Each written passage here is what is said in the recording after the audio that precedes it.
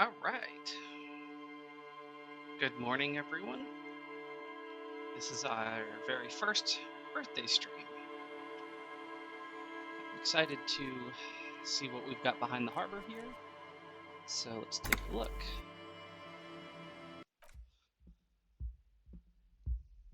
Right, so Kim wanted to talk to me, and we want to talk to our victim. Let's see if we can get her name again.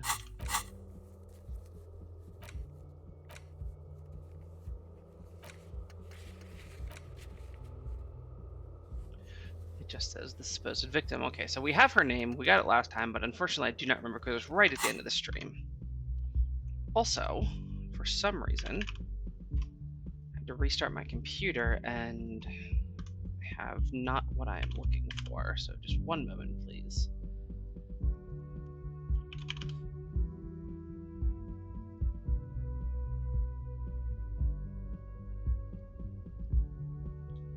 There we go. Okay, cool. All right, Kim, what you got for me? Officer, what was that?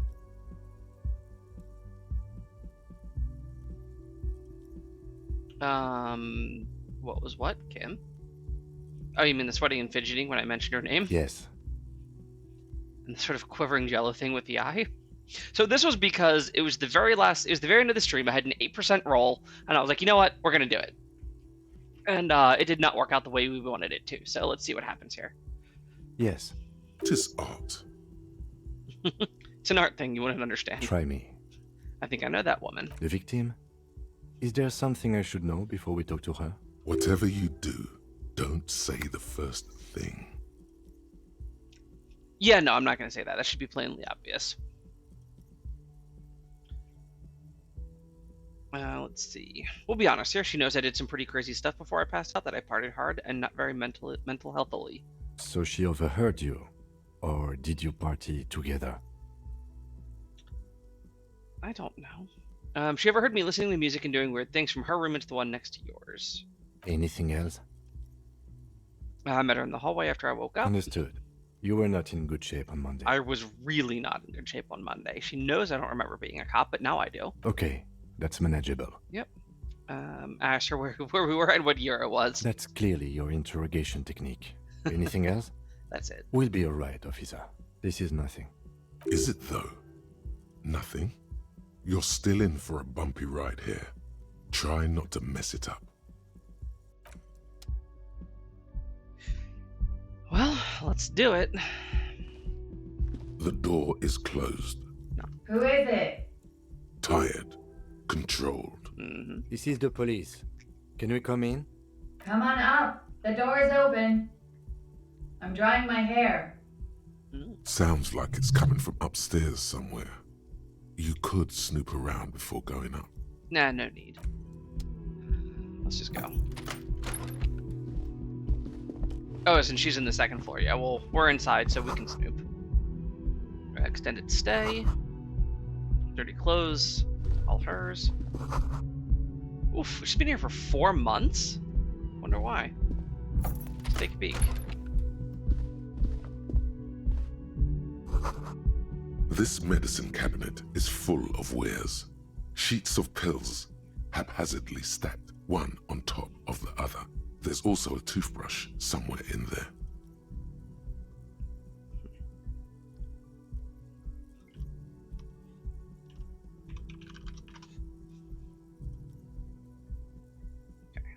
Let's look at the toothbrush. It's been used quite a lot. Good. That's healthy. Look at the medications. Pharmaceuticals line the shelves. Sheet upon sheet of pill bottle next to pill bottle. Acetylic acid, APAP, eye drops, blood thinners. You know what? My audio is wrong. I'm sorry, everyone. That was probably echoing quite a bit. Okay. It's quite the collection here. Anything of note?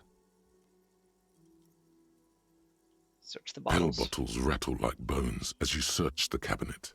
Paracetamol, histoperidol, something in a foreign language you can't read. Behind them, an unusually shaped nasal spray. Its label reads, Nacra. Nacra? What's that? Nacra. This is used to treat opioid overdoses. Always handy to have around. A bit like Narcan, right? Okay. Opioid antagonist. Interesting. That's used for diamorphine overdoses.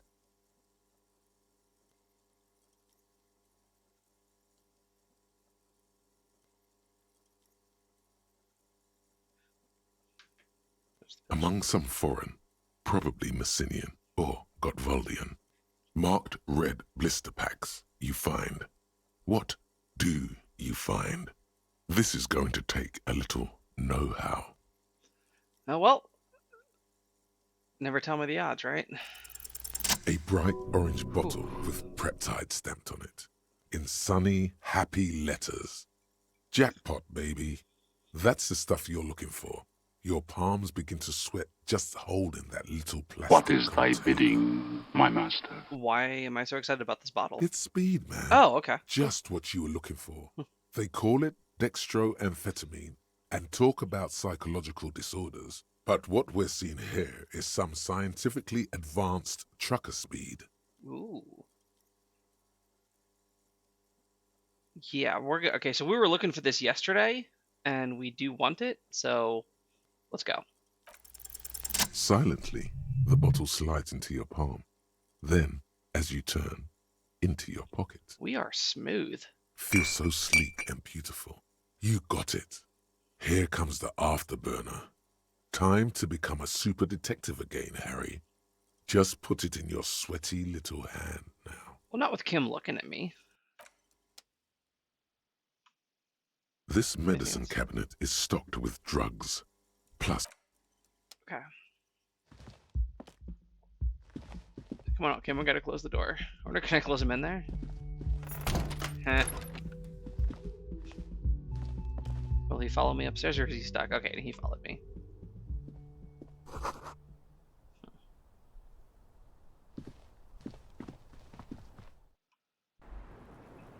Oh, this is her. Okay. Astramenthol. Let's see here.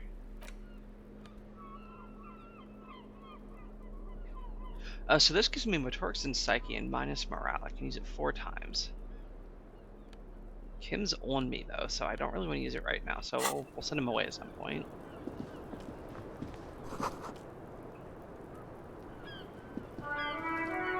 Welcome to the roof. Thanks. her hair is still slick from the shower. Well, at least it matches. Below Right? her silvery jumpsuit, an athletic young body, built long and lean. I'm sorry for the mess down there. The cleaning lady hasn't come by in days. I'm beginning to wonder if she ever will.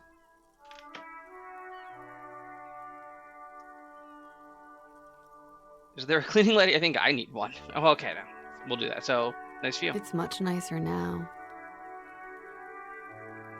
Where the dead body used to hang, clearly visible from the roof, but no longer. Thank you for that, officers. Truly. You mentioned a cleaning lady. I think I need one. Oh, yes. Legends of room number 1 have made their way around the building. They say a portal to hell has opened in there. Disco Inferno. They also say that's why the cleaning lady quit. Because of the infernum. I'm Kim Kitsuragi. I'm a detective from Precinct 57. I believe you have already met my colleague from Precinct 41. Yes, Kim is also boring and keeps me grounded to this stage. Have I ever? This is the biggest fan of ostentatious orchestrations I have seen in my life. And I have seen a few. Oh yeah. Life gets hard, but we go on. The chorus of the 35 single, megaphoning the entire human race, instills you with the fuck it all swagger that prompts one to plow into grannies on your morning stroll.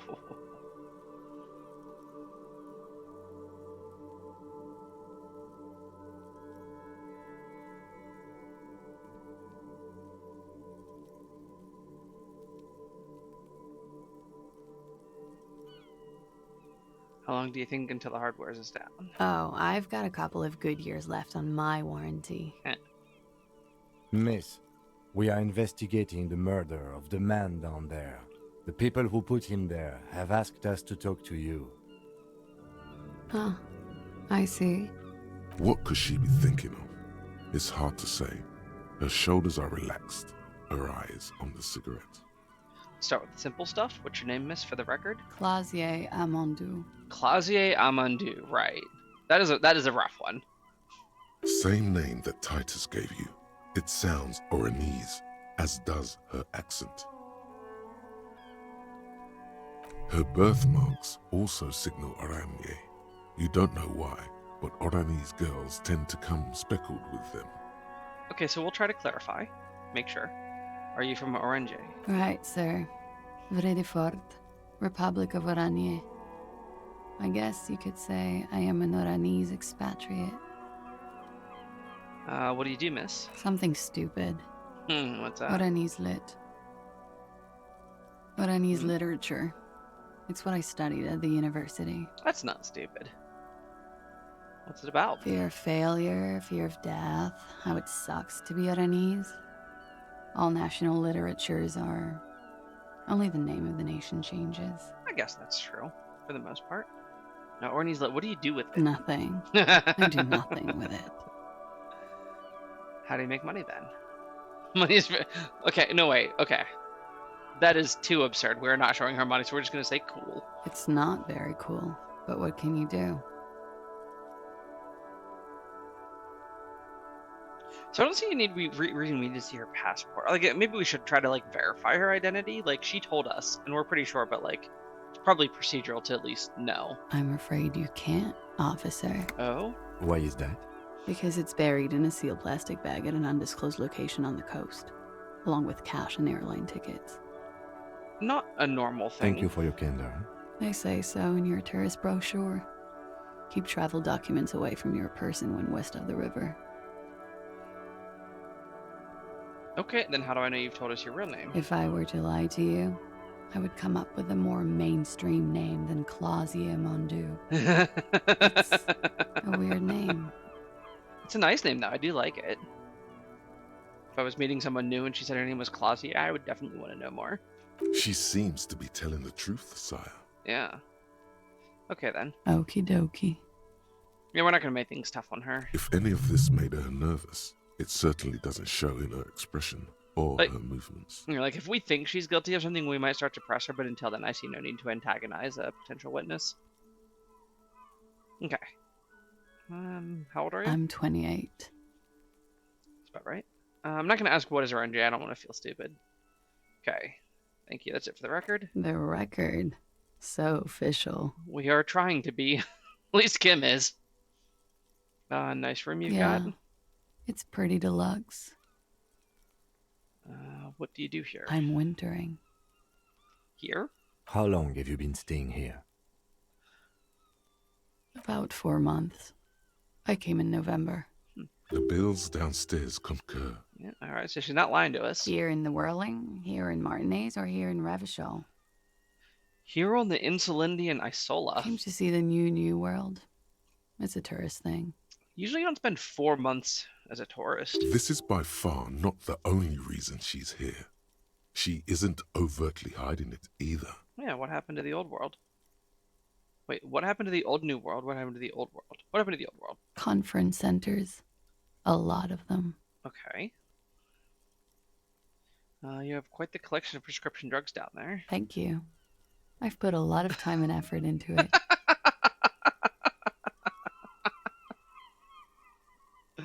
I like her. Okay.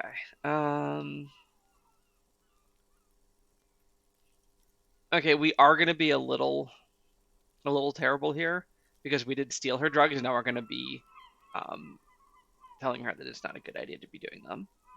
What did you say? Narcomania, it's a serious issue, nothing to scoff at.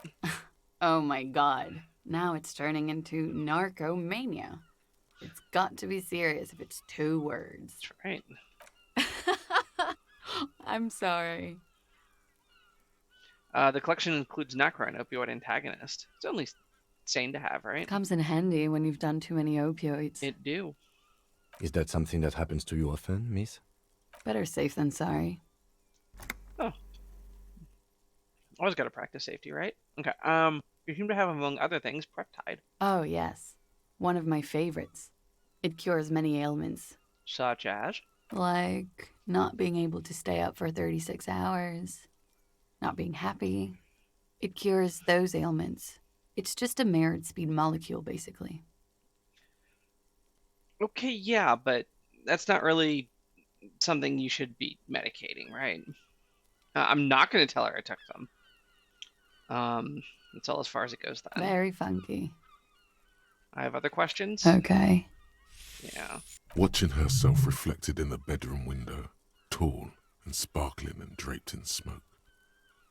Okay, let's try the room again, see if there's anything we missed. Yeah. No, okay. All right. All right. Well, we gotta be direct here. They tell us you were raped. It's a bit early in the morning for raped, isn't it? I mean, what does that mean? Yeah. I'm gonna go with not raped. I can't say that stuff about him. Okay. Tell them it's not my style. They'll have to, if they want to jazz up the charges, they'll have to get someone more, rapeable. This took a very weird turn. It's all very organic. Her mannerisms, her movements. If she's acting, she's quite gifted. By they, she means the Hardy Boys. Are you saying that you were asked to tell us you were assaulted? Not explicitly, but I understood what they meant. It wouldn't hurt to spice things up a bit.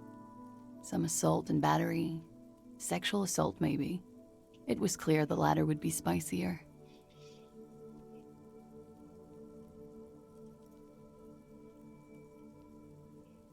So they are using her as a scapegoat. So she's probably not the eighth woman, or the eighth person a woman. So let's see here. You want to serve it up for us? No, okay, let's ask exactly what did happen. We partied. Partied, I've heard that before. A lot of partying going on. Yeah, well, I was responsible for a lot of it. From Titus. About her and Titus's relationship. Right. That's where you heard it. He did say that. The kind I do. With all due respect, sir, I think we partied a little harder than that. Okay, don't bring your youngness into this. Just because I'm old and like a terrible drug addict doesn't mean you're any better. Okay. Harder than this? I know it's physically possible. The start of this game was me physically disassociating from my own identity. I don't know how you get harder than that. Oh, it is. You're still alive. Yeah, What he's did you not. do when you partied? We drank, sir. A lot. For weeks, basically.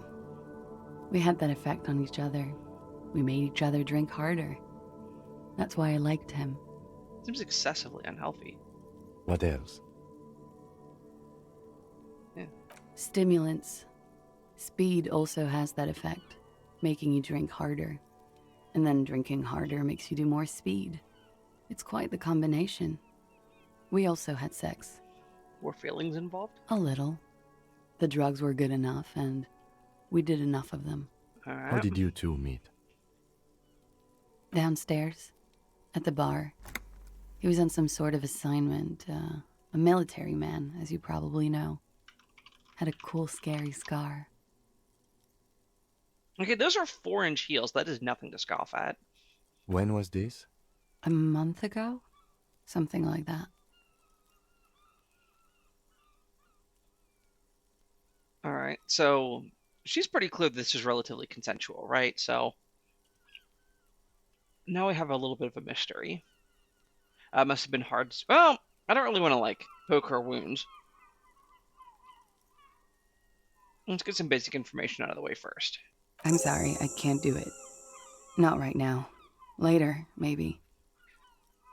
I keep seeing him. Like he is now. I can't talk about his, I don't know, hair. I know it's difficult, miss. We can return to it later. Yeah, okay. Yeah, let's beg off that topic and establish a connection. How did the Hardy Boys know you? They're frequent guests. Downstairs, they have a booth for union members. They're probably down there now. Sure. Over drinks. It's been a long, boring winter. Yeah, they do be like that. A little, yeah. Like you partied with the deceased? No, not as hard. Mm-hmm. I'm sorry to have to ask this, but have you had a physical relationship with any of the Hardy Boys? I don't really see how that's relevant, Kim, but okay. I have. Which one? Which ones, sir? Hmm. I don't remember precisely. Titus, obviously. But as I said, it's been a long winter. It's been a hazy shade of winter, perhaps? Eh. Why'd they hang him if not for rape? He had something to do with the strike. One has been roiling since I got here. Rotten timing. But you probably know all about it.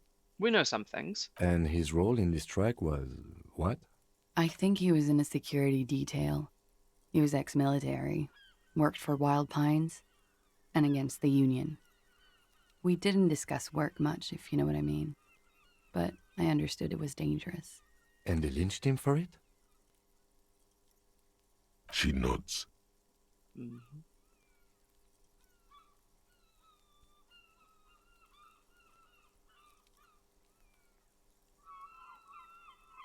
So Titus asked you to spice things up for us? Pretty much. Yeah. Warming them. Yeah, well, it is a self-soothing gesture. So, just clarify, are you sure you weren't raped? I'm 89% sure. That is not as sure as I would like to be. Does that mean you're 11% not sure? You know how it is. I'm glad I don't, but Do you? actually I don't. Maybe you don't. There are numerous cigarette burns on those silvery scales. Easy to see now that you're closer. Hmm. In conclusion, officer, I'm gonna go with a mild to medium not raped here. Okay. Sounds like something happened, but you don't want to acknowledge it. Let me make this 100% clear then, officer. I was not sexually assaulted. Would I be as flippant if I had been? Okay. That must have been hard for you seeing him there. Oh, yes. I've had a great view. From the roof, out of the bathroom window, in my dreams. A bitter cringe. It hurts. You look to the lieutenant. He takes a small step closer. You called us, the RCM. Yes. Jackpot. Oh, she's the caller. That was you. I made it. And I would appreciate it if you didn't tell everyone. In Martinez, they call it snitching. I get it. I'm not going to say a word. Reporting crimes is confidential in Ravachol, right. miss. Caller's voice was disguised. Actually, no, I want to know why. Well, okay, maybe I know why. Why do it? Because I couldn't handle it anymore. None of these people called. He just kept hanging there. Then they started stripping him. Oof, okay. Your voice was disguised. I didn't exactly disguise it. I just muffled the mic and nicked the landline a little.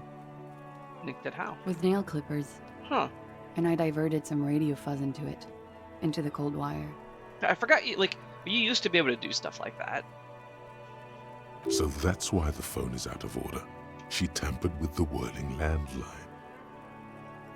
And in the process, you broke the landline downstairs. Did I? Fuck. I didn't mean to. I had no idea what I was doing. Jigsaw falling into place. This is satisfying. Good catch. I appreciate the symmetry. Symmetry. Still, that's pretty clever tampering. Simple and clever. Crossing the lines like that. Mm-hmm. Seems like you had some idea. That was nifty. Thanks. She looks a bit like a little girl who's just been complimented on her bike repair skills. That's a clever thing to do. Why go through all the trouble? I don't know, sir. It was stupid. I was drunk, too. I was probably afraid the Union was listening in. Locals say they have ears in the wires. We're not entirely convinced about that answer, but okay, let it slide. Pushing won't help here. Thank you for making the call, miss. It was the right thing to do. I didn't want to, sir. But if I hadn't, he'd still be hanging there. If Kim hadn't showed up, he might still be hanging there. Okay, boy, this is a painful one, but I'm gonna ask it. Why was there a bullet in his head? Bullet?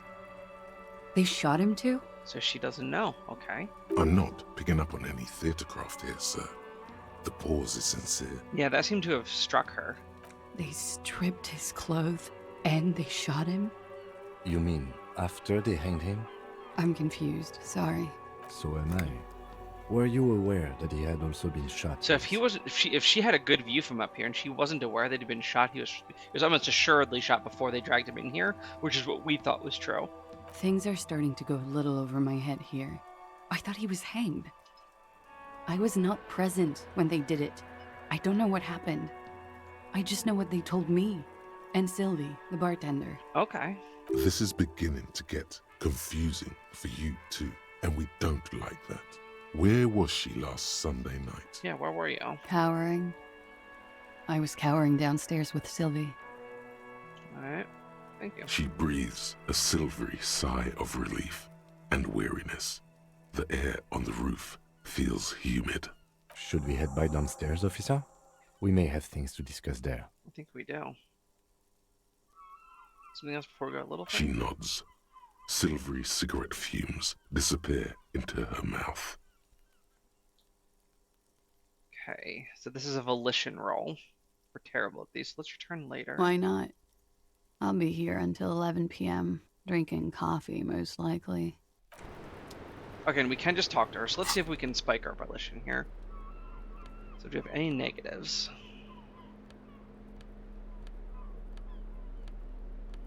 Okay, no penalties. Thought I had something, but I might be wrong here. No, I don't have anything. Okay, let's go. Hello, officer? She looks back. Time moves slowly. The triangles of her face rearranging into a weary smile. Don't worry. We will protect you from her beauty. We will consult you through the reefs and sounds of her persona. Oh boy. We will see through deceits. You are shielded. You are wise. You are advised.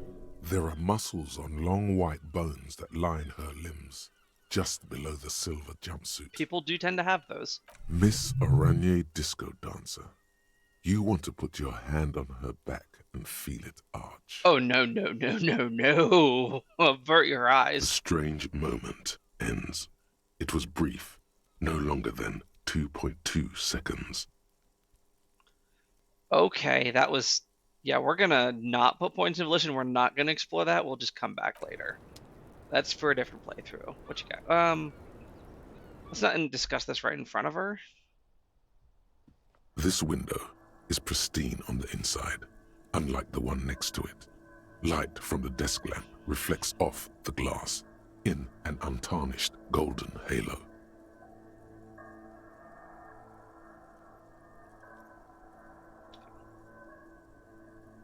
I'm gonna run our finger across it. Smooth as ice. There are spots of mud and rain on the outside, even smudges. But the surface of the window is clear from the inside. No chips, no hairline fractures. Following your lead, the lieutenant leans in closer to inspect the surface. This was replaced recently. Looks like it, yes. Okay.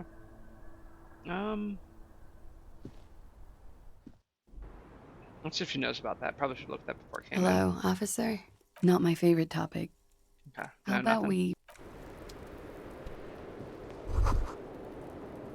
A handful of dried white wildflowers. Okay. Just as you look at the flowers, a gust of wind raises them from the roof, picking them up in the air. Catch them?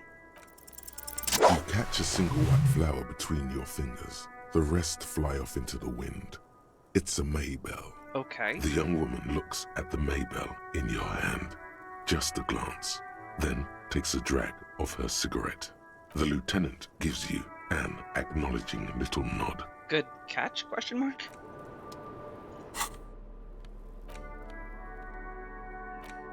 Six crumbling petals rest on your palm. They're white, a bell-shaped crown. What is this, Kim? This is the Insulindian lily, called Maybells or Lucille's tears during the Revolution. Girls used to pin these on soldiers before sending them off to battle. This flower is a spring flower, but It's a bit early for that, isn't it? Bit of a coincidence, isn't it? Maybe. Maybe not. We'll see. Does this flower blossom in early spring? Yes, but not this early. Not to my knowledge. It looks dried, preserved. Who did it? The revolutionaries, so the communers and the anarchists. White's their color, but the custom started in the suzerain's army, so it held meaning for the kingsmen too. It's about girls and boys more than sight. Yeah. Girls sending off boys who are going to their deaths, then also dying themselves in the ruins from dysentery and consumption. It's a symbol of the Civil War. Very well. The petals feel dry and fragile in your hand.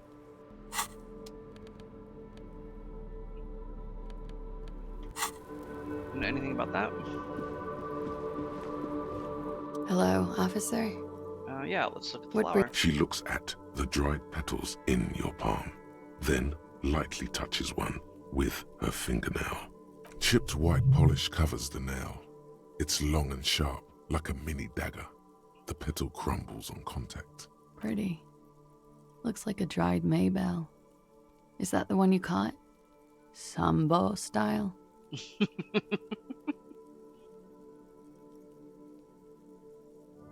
Why was it there? Why was there a flower on the roof? I don't know, officer. Because of the wind? Yeah, I'm not gonna buy that. Okay, I'll return it later. Oh. Okay, let's go downstairs. You know, I didn't look for bottles. Oh, Kim, get out the way. Looks like we have more to discuss with those so-called Hardy Boys. Half their reasoning just went out the window. Okay, well, I guess we'll... Okay, you think this is making Nothing will make them respect the RCM, but it will disrupt the game they prepared for us. We just stripped off one layer of whatever it is. Her decision to not corroborate their story was definitely not part of the plan. Very true. Why did she tell us all that? What else could she have done? Lie? She saw there was no way to lie and get away with it. Yep. Alright, 1 second. Hey, sorry about that. You probably didn't want to see me pick my teeth there. So, okay, let's move You on. would have caught it. What I have? I'm not sure. Not I would have caught it. If not you, then me. It was a smart move from her. She seems... I mean, that's true. She did seem relatively candid. You think so? Being candid is the best way to lie. The appearance of candor with some facts thrown in draws attention away from whatever one chooses to omit. True. She may be trying to control the pace of the investigation. Anyway, we should move. I suspect our inquiries will bring us back here soon enough.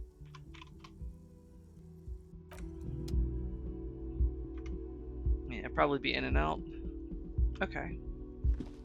Alright. Can you get out the way? I need these bottles. Uh-oh. Kim's dancing. Okay.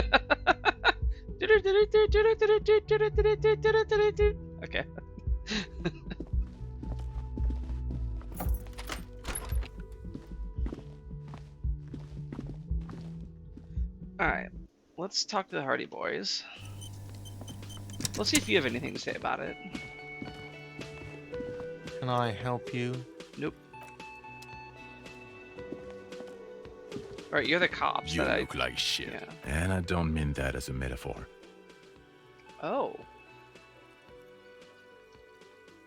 Last couple of days have been rough. Oh, don't be so modest. We're looking at several months worth of damage here. Kind of a miracle you're still up and at it, to be honest. Are you like internal affairs or something? Oh, come on, Jean. It looks like it's been a rough week on him. It's not just this week. What you want? There's something about this guy that matches with a face in your head. A similar but different face. He might be wearing a disguise. Cool shades, is that a disguise? Yes, it's a hobby of mine. As if waiting for some kind of reaction or response. Something to click. It's not happening though. Kim, Who is is this guy? Yeah, Kim, who is this guy? I'm not getting involved in this. Okay. Okay, Esprit de Corps. Watch out for yourself, loser. That voice. So very familiar. Did you hear it when calling to your station and reporting your badge missing? Recognize Oh, it. really? I wonder where. I lost my badge when I called in to report it missing. You were there. That's the where you remember me from? I have a bit of memory trouble. You don't say. Goodbye then. Yeah, okay. Can I talk to him Again? again? Okay. I can't believe. Okay, I can try to the Espiritu Core. Again, I don't remember exactly what equipment I have, so let's take a look. Oh, yep, okay. So we can do that. Oh, we gotta take off our sweet robe for this? I don't know how I feel about that. Okay, +1, not much, we'll try it. Again? I can't believe this shit. 25%. There's something that binds you to him. Damn. Some kind of an outfit, maybe. A uniform. I understand the uniform is metaphorical. I'm actually seeing the working class, right? I want to say, yes, I Level, think. level with me a second. Are you working class? Fucking politics again. You know what I'm more interested in? Me solving the case of a hangman? You solving the case you're on. I'm passionate about that. So maybe get to it. Okay, fine. Put our sweet robe back on. All right.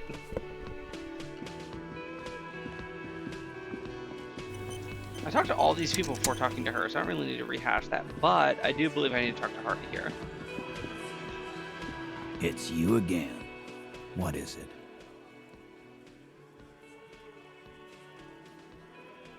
This may be a little obvious. We're gonna go over the rape victim. Again? Seriously, man. Nothing new. Fine. Yeah, whatever. Claudia said she wasn't raped. Fuck! I knew that fucking whore couldn't be trusted. Oh, so that's how it's gonna be. For the record, Titus Hardy did not explicitly specify the victim as a whore, nor did he say anything about trusting her. Okay, Elizabeth, you're gonna convince precisely nobody with that. Oh, shut up and stay out of this, Liz. He raped her. He was out of his fucking mind. You have no idea. She's just in denial, asshole. You don't understand the traumatic experience. She's shutting down, and she doesn't fucking trust you. Yeah, she's crazy, you know. A crazy bitch. You know the type. She's fucked up. This is a diversion. Stay on track. Yeah, got the bullshit. She told me the truth. Lawman, I'm at the end of my goddamn rope with you. I fucking told you not to push her. And push her. And you went and pushed her. I am gonna fucking... Oh, what you gonna do? You gonna start a fight with 4 cops in the building? Hit you. Duck. Titus Hardy! Everett personally sent me to take care of this. If this goes south, we'll all be in the shit. But you, Titus Hardy, are going to be buried. Am I understood? Ooh, she told him. When she's angry, she emphasizes the S. It gives her voice a strangely hypnotic quality. Her lips barely move as she speaks. Look, Copper. We know that that fuck was a rapist and a killer. We got him confessing to it on tape. Was that confession coerced? Show it to him, T. What's... Here, jerkwad. Listen to this shit. And then come back and tell me the soldier of the apocalypse was an innocent man. I never said he was innocent of everything. I just said he maybe didn't do this. This is their last play, this tape. Their story is in tatters, a mess. It might be nice to listen to, but at this point, you don't need to. Yeah, why should I? You lied to me. You don't care about evidence. The fuck are you a cop for, then? Why were you not so forthcoming with it before? Bitch, T. They don't care about getting the truth. They care about getting convictions. They are fucking keeping a score on their bulletin boards. I won't be on your bulletin board. If you don't listen to the tape, we got nothing to talk about. There's a lot of questions. If you ask them now, they'll just keep bringing up the tape. Listen to it, and they'll have nothing to hide behind. Okay, so what's on it? What's on it? We call it the Dorgun a mega mix. You'll know why, once you listen to it. Dorgana Megamix kind of sounds like a really sick name for like a Russian hard bass album, and I would definitely listen to that. You think we go into this shit deaf and dumb? You RCM aren't the only ones who know how to bug people. There's no university degree for that. Okay, so you've bugged them how? We have machines. We're in logistics. How do you think a harbor works? It's advanced stuff. Understood? You've listened in on their communications. How long? Since way before their chief started taking swing lessons. Things got nice and quiet after that. Which one of you just doing the work? It's not advanced. You just hold up in a coop all day, writing down what they say. It gets hot as hell in there. So Angus is the one who's been doing it, and he's also the weak link. Don't put yourself down, Angus. It's important work. Uh-huh. Wouldn't catch yourself doing it, right, Titus? Yeah, man. You're like a radio genius or something. Those notes are some in-depth stuff. Indexes and shit. Alright, where can I listen to it? I'm sure we can find a tape player. Where can I listen to this? Why don't you try shoving it up your ass, genius? Well, look, I don't have it in my possession. I thought that was to get it. Yeah, Okay. play it with your ass, cocksucker. Right. I'm sure we can find a tape player. It's not a problem. No, I have one. Your room had one. Or maybe it's too broken. What's not? Don't forget your tape, lawman. Compliments of Titus Hardy. I'll take it. You do that. Oh, and keep it. Maybe you'll need a reminder of human ugliness someday. No, I think I've got that on lockdown. Thanks, Titus. Let's see, is there anything else? Yeah? No. What if you do?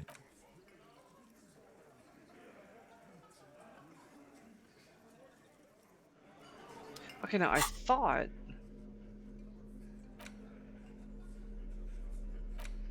The porter reel is just what you needed. The reels attach to the apparatus with a satisfying click. The tape is rooted behind the magnetic reader. Okay, we're not going to play it just yet. I don't know if this is relevant. If we take Cam up to my room, we're going to listen to there where they can't see us respond to it.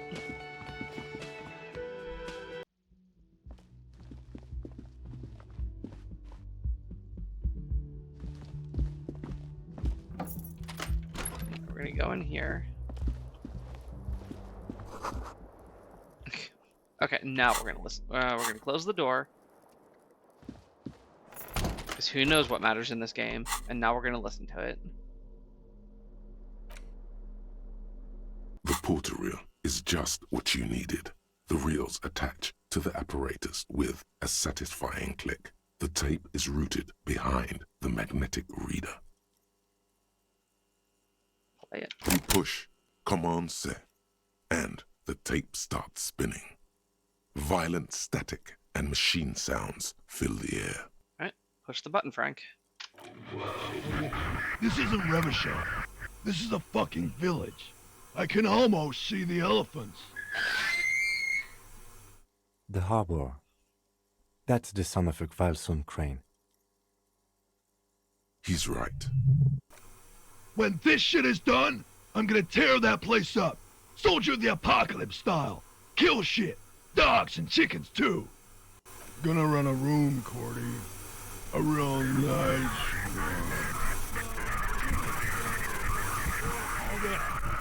I don't give a shit. I'm fucking done. I'm done mentally. I'll fucking do them all in. Rape that disco cunt on the counter. You know, the dance a whore upstairs. Do it Kohoi style. Never did get that taste out of my mouth. The lieutenant presses the button marked Arrête on your porter reel. The tape stops spinning. What was that at the very end? Silence? End of recording. What do you think? It seemed authentic enough. Probably recorded off the shortwave, then edited to seem more incriminating. He sounded like he was on patrol around the harbor walls. Alright, he did say he was going to do it. Indeed, but... Who is this Cordy? One of the other mercenaries, I think. The one he was talking to. Koi Hoi? A village on the Samaran Isola, in Okay. South Safre. Grad committed war crimes there, the kind of thing he talks about. Unfortunate. The South Safre conflict is an ongoing proxy war between Grad and Safre. It has been hot for 12 years, with the atrocities piling on, mostly committed by the Grad. Who knows? Maybe the tattoos would have an answer. We would need to know the story of this man's service. We would, and those to think if we thought he was there. A symbol of soldier of the apocalypse style conduct in a civil environment. Yeah, not great. Okay, what now? I think we've got a few more questions for class here, don't you? This seems to contradict her testimony, at least to some degree. Yeah, a little bit. Alright, let's see if we can bother her.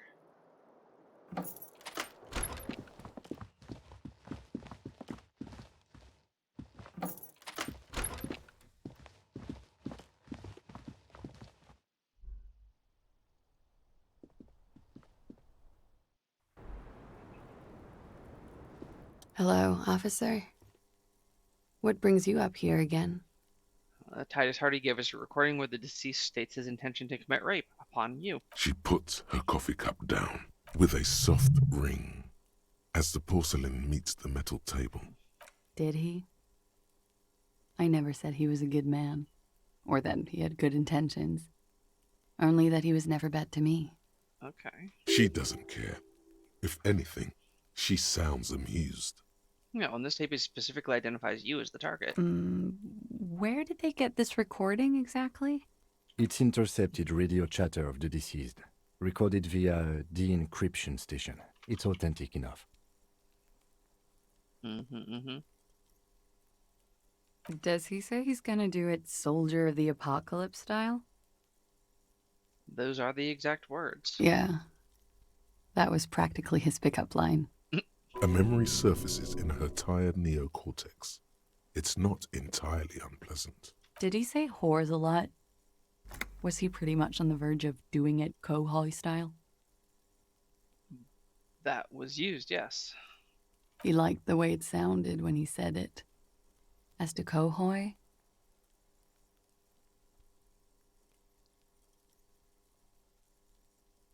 Alright, just a second.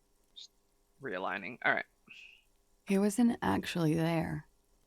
He didn't do a tour, or at least didn't tell me he did. Would have been overkill anyway. He lived his own little Kohoi. It wasn't his everything. Hey, good morning. Thanks, man. By the way, what do you want me to call you here? Midselix is like a little bit of a mouthful. I'll do it, though.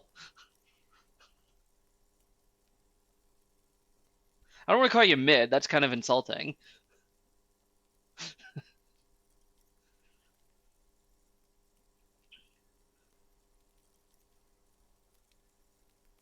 He's trying to scare people? No. I'm pretty sure he did all those things. And then had to internalize them to keep on living. Until they just sort of turn into his, what's the word I'm looking for? Mad Clocks? I'm good with that. It's nice. I still remember your previous username, which I will not get into. She's quite observant about the human character, trained to observe, even. Okay. Mad Clocks, what do you got on this fine Thursday morning? Just work, I presume? Did you learn from studying Orange's Lit? Sounds psychological. People who go to university know how to use words like internalize and integrate, officer. Now, what was that expression? There's more to this. She has an index in her head of pathologies and how to exploit them. I can almost see her turn the pages. Coping mechanism? Running joke. I was gonna say running joke. And it sounds like you didn't even get the good bits. Lely's punchlines got way, way funkier than that. Oh, that sucks. That's a whole morning of meetings sounds so tiresome.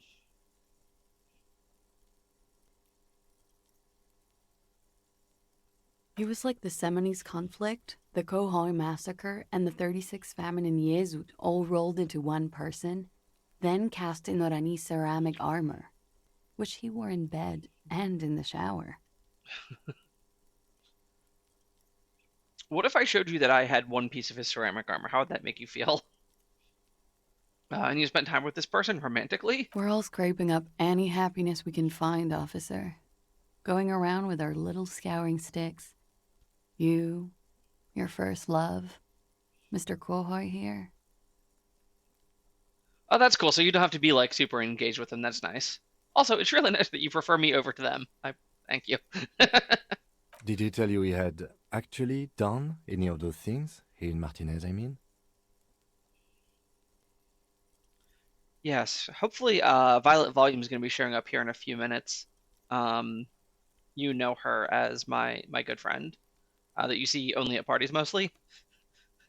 No. We were too busy laying waste to our own nervous systems to direct any of the fury outward.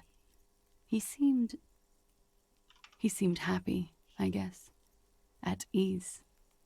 As much as a man like him could be.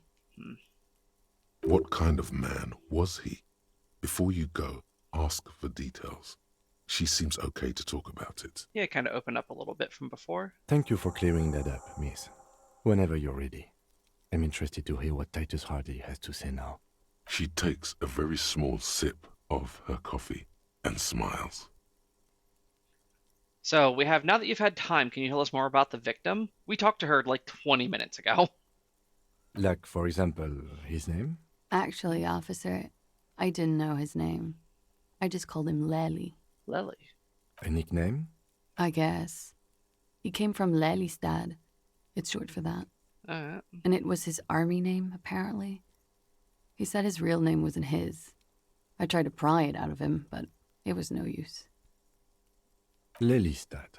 That's a good start. We have a few questions you can help us with. A few things a field autopsy alone can't answer. The young woman cranes her neck, trying to catch a glimpse of the page the lieutenant passed to you. On it is a list of autopsy observations recorded neatly in blue ink. They always want to look. Everything left to be clarified is in the column on the left. How old was he? He was 42. Whew. That rings sharply. 42? Are you sure? I would have had him above 50. The intense drug use probably is relevant here, Kim. He had many scars that made him appear older. But no. We even celebrated his birthday, like, some weeks ago. Hey! It was a funny 2 days. He had little reason to lie to me. Multiple birthdays. Looks like you were right, officer. That reminds me, I have to tell someone else happy birthday for it is theirs as well. Points are good. Have one, you old dog, before we all die. Nice. I know this was a competition. It isn't. Police work is a cooperative sport. Yeah. This is clearly sports for him. Something like archery or darts. We'll let it be. The young woman looks at you, then the lieutenant, then you. She's enjoying this. Eye color? Blue. Light blue. They were like little blue galaxies, you know? I do. It was strange, seeing those eyes in his fucked up face. So I had this idea, Mad Clax. I have a crown from back when I was Goth King, and I wanted to wear it today, but it won't like sit on my head with my headset. So unfortunately, I cannot.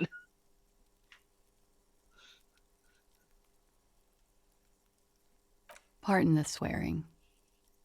I do him an injustice. He wasn't ugly. And he had a beautiful, soft voice.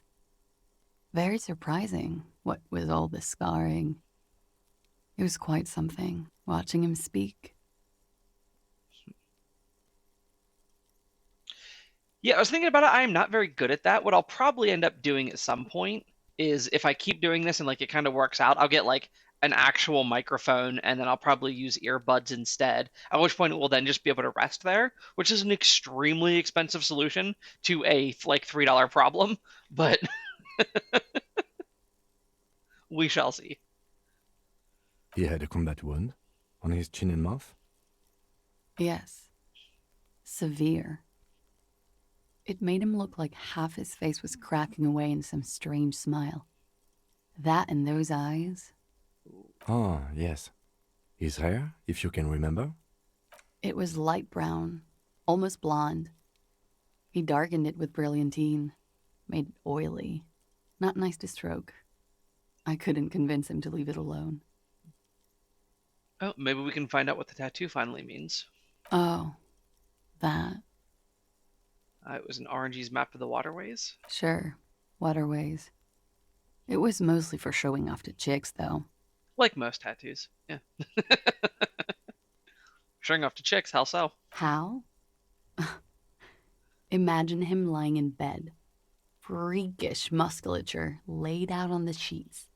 Scarred, of course. Tattooed. The sheets are dirty for some reason. Yeah. Is this Oranese lit? Is it? Yes. This is the very essence of Oranese lit. A moment's respite. Dark and hopeless as the struggle itself. Yeah, like I'll say I totally got my tattoo like 100% exclusively for myself, but I certainly wouldn't mind if someone liked it, right? He's smoking and drinking, of course. And his chest and shoulders and arms are studded with stars. Tens, hundreds of them. Maybe even thousands. And the woman goes like, "What was this, baby?" Mm-hmm. And he says, "That was too hardcore. Don't ask me about that." So she goes, "Okay, but what's this, baby?" And he's like, "Saw some bat shit there. Killed some loincloths."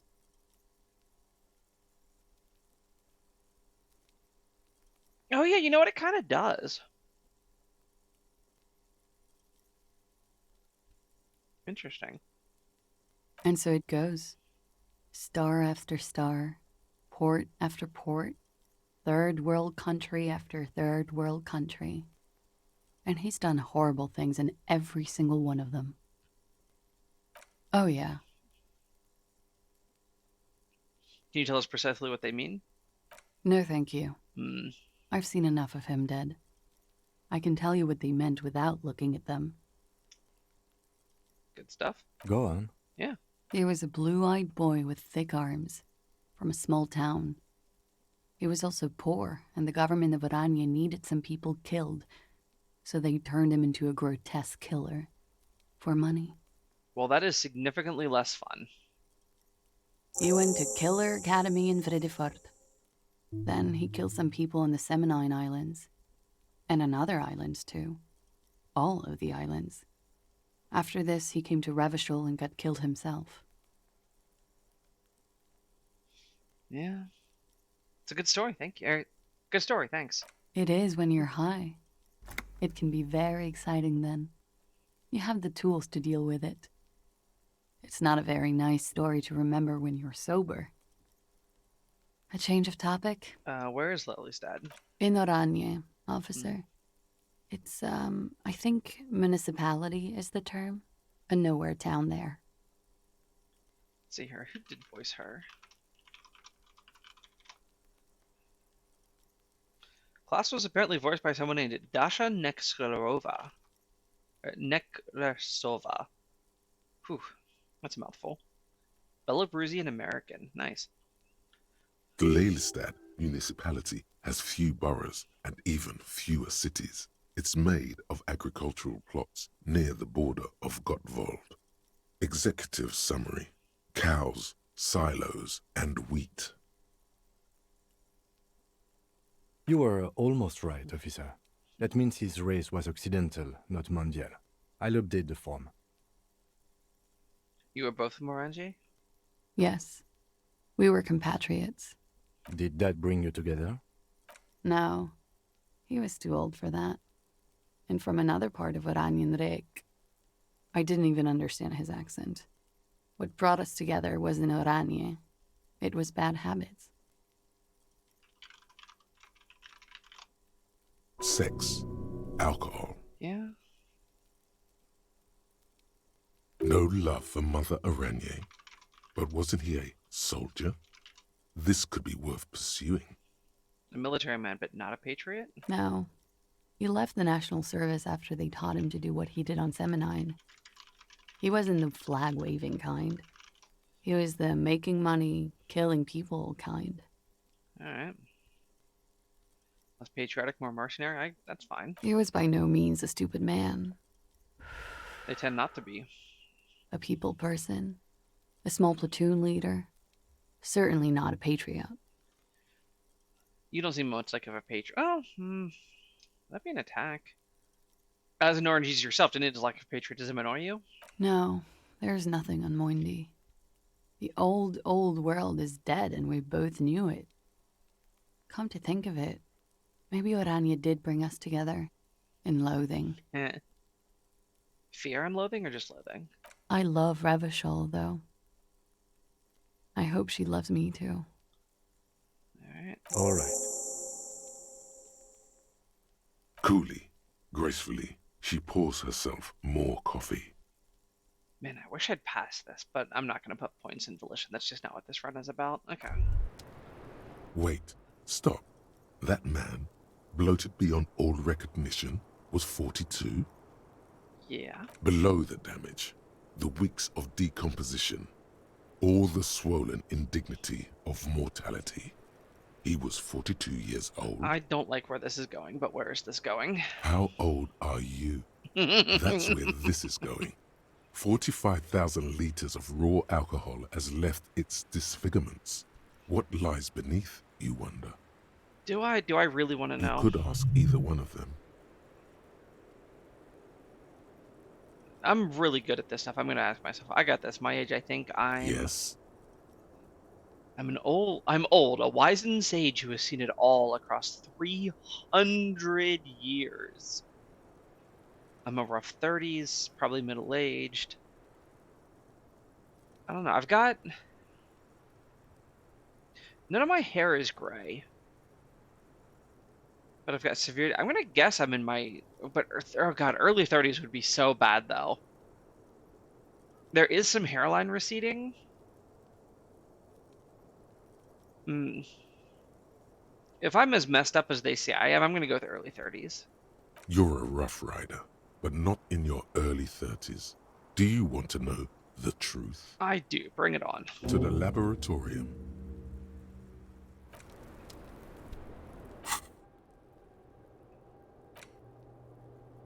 Your face looks like it's 58 and your body feels like it's 60. Your mind feels like it's lived for 1 day or 100, both longer than they ought to be, the day and the century. But for how long, then, has this thing attached to your sentience walked the planet's crust? Time to start racking those brains of yours, Elder One. When and where were you born? Well, we have 2 skill points and 3 spots left, so let's grab it, since that seems to be what my character's about. Let's see if we can't figure out how old we are. Oh wait, we gotta unlock.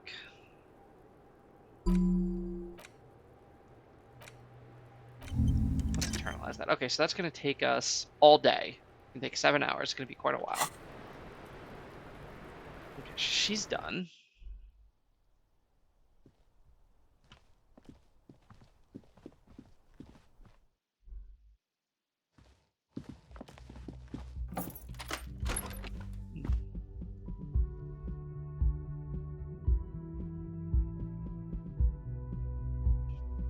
Sorry, which part sounded confusing?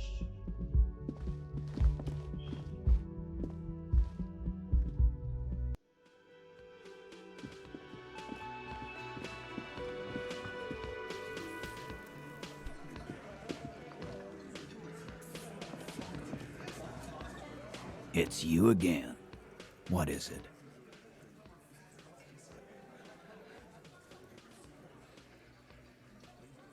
Class about the date. And? He tenses immediately. Chest tightens. Jaw sets. Ready for another blow. And nothing. She stands by what she said.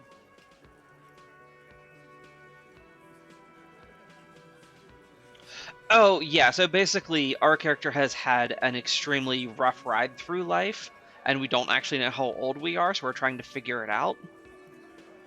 And that introduced a thought, which are sort of things like they take skill points to to internalize. You can only internalize so many, and they give you various bonuses or penalties to things. So we're going to internalize this thought and try to figure out exactly how old we are, and presumably that's going to restore some of our sense of self.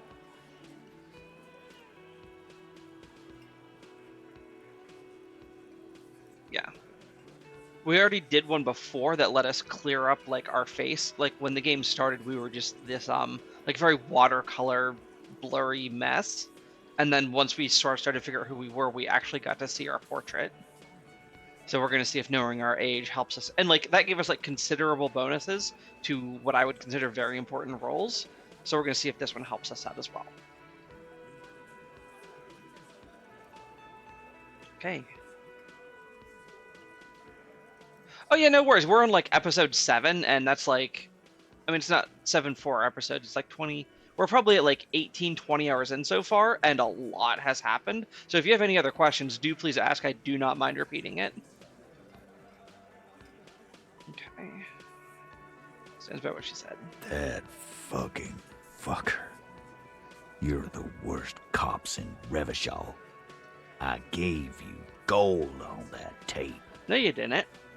You gave us a potentially cut up mention of possible intent with no proof whatsoever. That fucker wasn't aimed at you.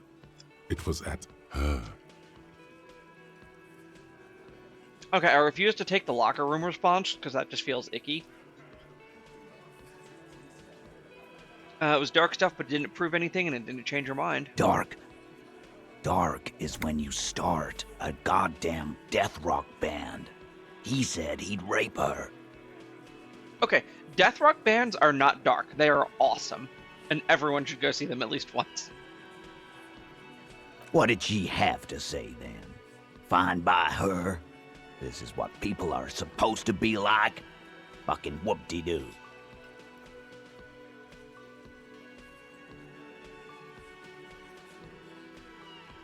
If anything, she seemed turned on by the whore door gunning thing. Yes. In fact, I think she thought it was a little funny. Yeah. Funny? No good goddamn psycho whore. Look, just because she preferred him over you and you had another reason to kill him. Seems like they wanted to give Claudia a second chance to play along. She still didn't. Right. All fucking righty then. I guess it's good then. That fucking... Please try to control yourself in the presence of visitors, Titus. What are you gonna do, storm up there and kill her right now? This is just perfect. Just fucking perfect. Any thoughts on this, lawmen? You don't have to say everything out loud. Just mix and match. Alright. Maybe she isn't who you thought she was. Nah. I know her. She's just a girl. In over her head. Nah, she's not helpless. She handled the mercenary well enough. Handled him? She got into some stupid shit with that guy. Shit we had to take care of. Did you? She seems a little sad that she killed him. Yes. We heard all about it, and the fact still stands. You were more disturbed by the tape than her. Goddamn white knights. Okay.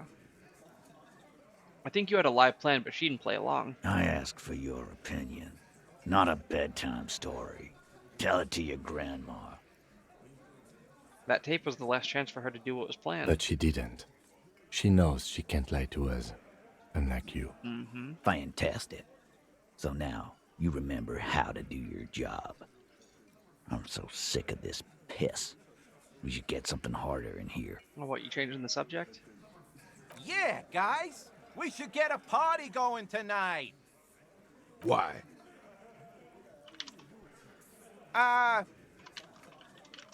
Maybe not then.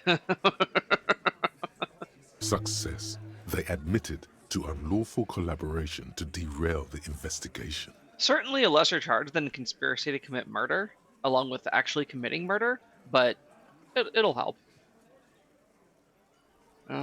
Let's give him a glimmer of hope here. Maybe she's still in denial, like a defense mechanism. Yeah, maybe. That is a possibility. But not at all what happened. So be straight with me, Titus. What happened? I already told you. We fucking hanged him. Yeah, but that's not like all of it, right? We know that. Come on, Titus. We know you didn't hang him. He was shot. Oh, I hold know on, you're everyone. tired. Since So it is am I. actually my birthday, Why don't you just... my parents are calling me, so I will be right back.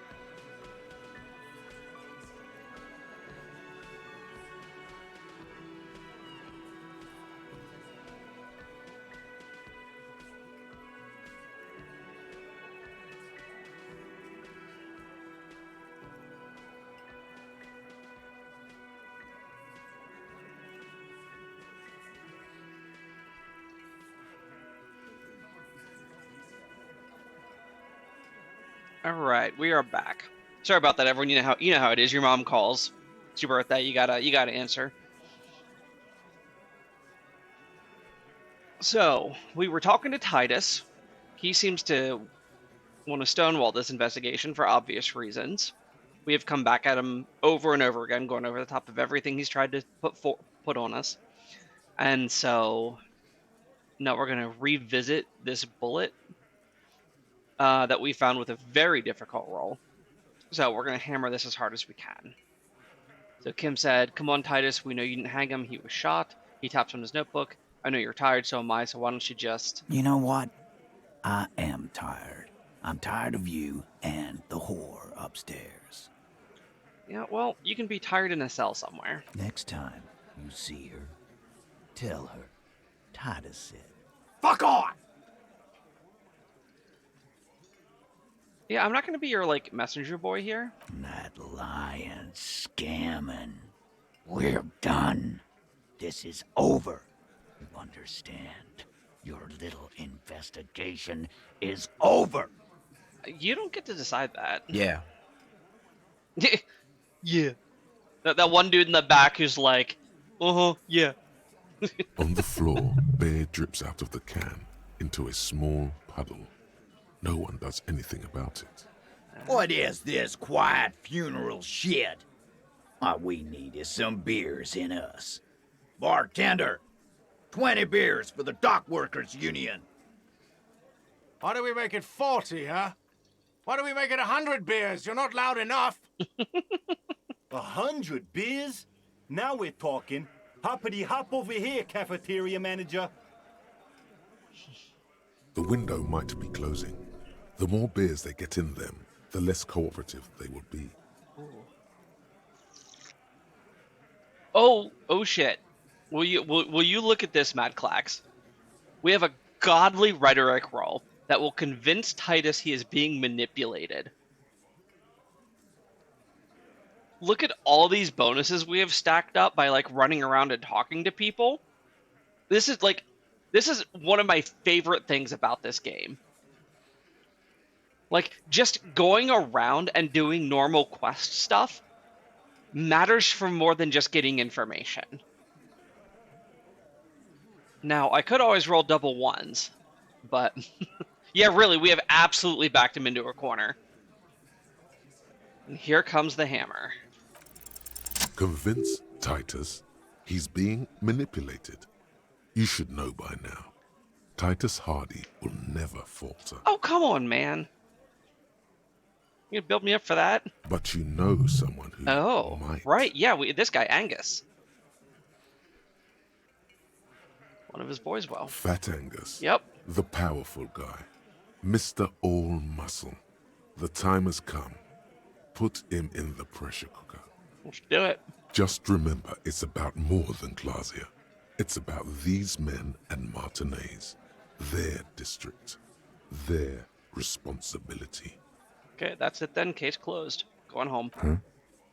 He'll get it. Go on. Write it down, Kim. And Martinez, they just kill you because they don't like you. Got it. Kill you because they don't like you. All because...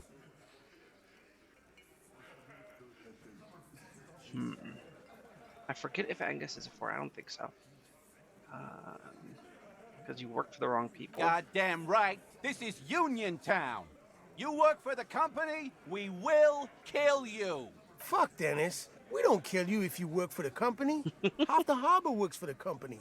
Work for the wrong company, and they execute you.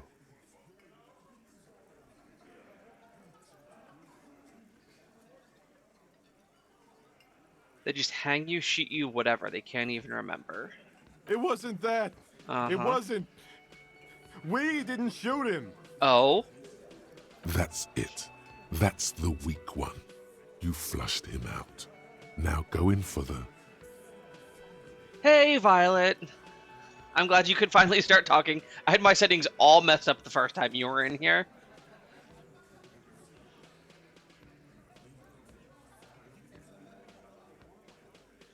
Violet, you know Mad Clax.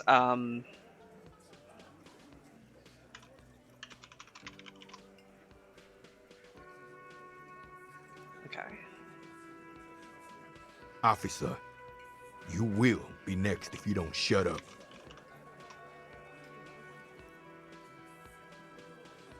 Yeah, so since you just jumped in, Violet, basically we have gone back and forth with Klaus and these people all morning. It is now 11 o'clock. We've listened to the tape. We've gotten all the information we can from her. We came down and we basically pushed him into a corner. Had a huge stacked up bonus for our rhetoric roll, made it, and now we're going to start leaning on Angus, and he just revealed that they did not shoot Lely. Firearm, a Glass 08 or a 38 caliber pistol, either is small enough for you to have missed. He's onto you. He knows what you're trying to do. Turn on Angus. Or what? You're going to kill me like you killed him for no fucking reason? We didn't kill him. We didn't even hang him. He was dead when... Shut up, Angus! He was dead before you hanged him? Fatty! Say one more thing to the cops and I'll... Dennis, stand down, or I'll beat your head in. Theo, take your hand off the belt. This isn't 31. I've got this under control. Does he? His closed fist is shaking. It's you who's in control. Let them have their moment. Here, so I'll show you too, Violet. I had my lovely crown that I wanted to wear on my birthday, but because of my headset, it does not work. Like, I can try it. Wait. Okay. If I sit very still, it just falls off. Okay, never mind. That's not gonna work. Alright.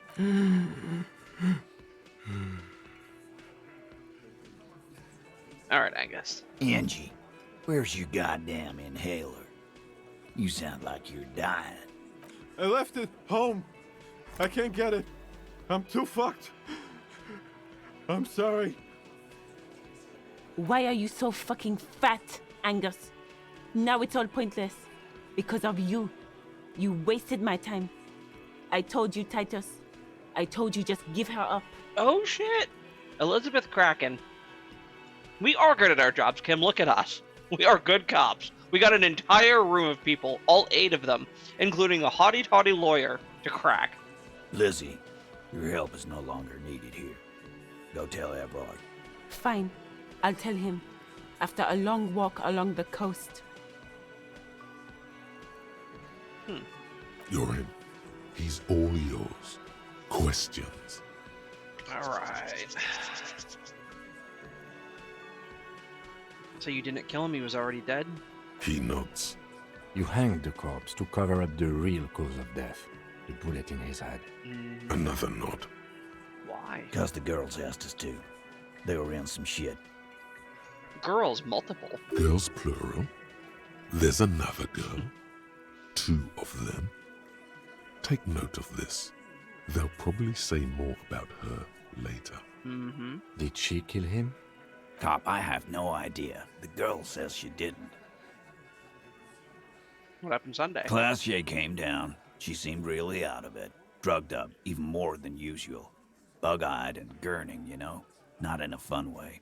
It looked like she'd redosed after something went down. I've seen that look before. She was scared. I knew someone had died.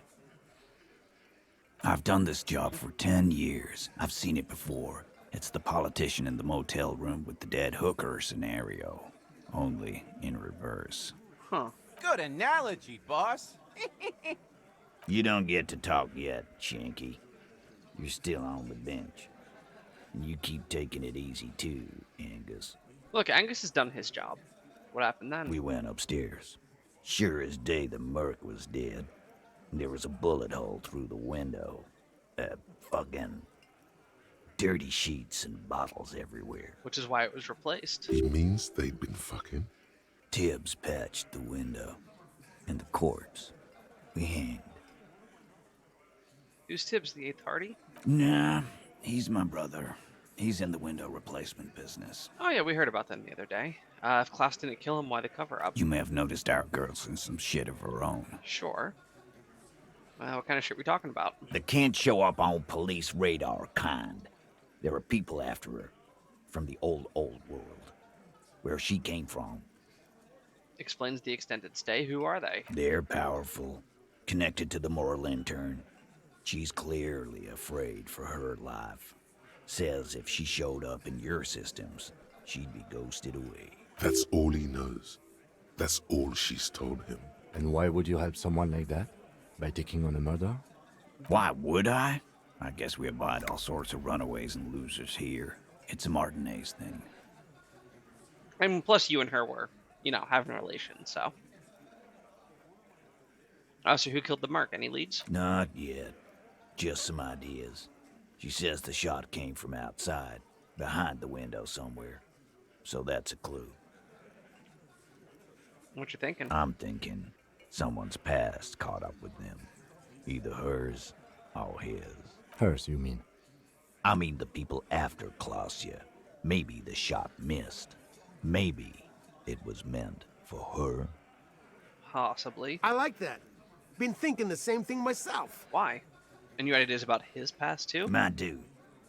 One of those mercenary buddies of his could have done it. They got guns, training, years of bad blood, probably. Or it could have been someone else from Crenell. Yeah, I don't know about that. Tell you what I'd do. Check out the coast for vantage points. Maybe consult with a ballistics buddy of mine. That's what I'd do. If I wasn't too busy doing this clown dance with you. Yeah, but we're heading down there soon enough. These theories, not bad. Don't buy either one, but still, this guy's not as dumb as he looks. Alright, gotta give him a little credit. So whose idea was it to hang him? In a manner of speaking. Remember the two girls? He may be talking about the other one. Who was the other girl? That's right. It was her idea to hang him. I liked it for political reasons. It sent a good message. Alright, killing two birds with one stone. It's her, isn't it? The drug trafficker, the missing eighth Hardy? Fella, you think too much. He's off all right. You're gonna hurt your head. That woman is just affiliated with the Hardy Boys. You don't know her, anyway. It's okay for there to be a Hardy girl, Titus. It is 2023. We're Hardy Boys. And that's it. Okay. Sure, but can you tell me anything about the affiliate? Name, current location? Nope. You're not getting to her. It's Klausya you want to Okay, I've already talked to Klausya a couple times. Okay, let's see here. Kim, we did it. The lieutenant gives a smile only you can see. I'm not going to apologize for making them fight. And I'll go back and talk to Klaus again. You do that. Hey, cop. Before you go, Klausya, came to Martinez to hide. Many of us did. This is where you wash up when there's nowhere left to go. The Union takes you in. Now, she refused that protection. But you would still prefer if we didn't take her away. That's right. If we didn't take care of the people who end up here, this place would just be a couple of ruins and some cargo containers. Bullshit. We'll take that into account.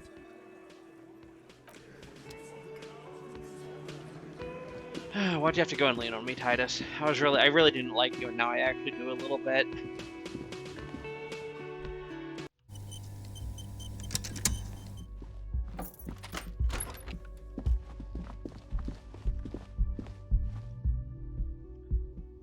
Alright, back out here one more time.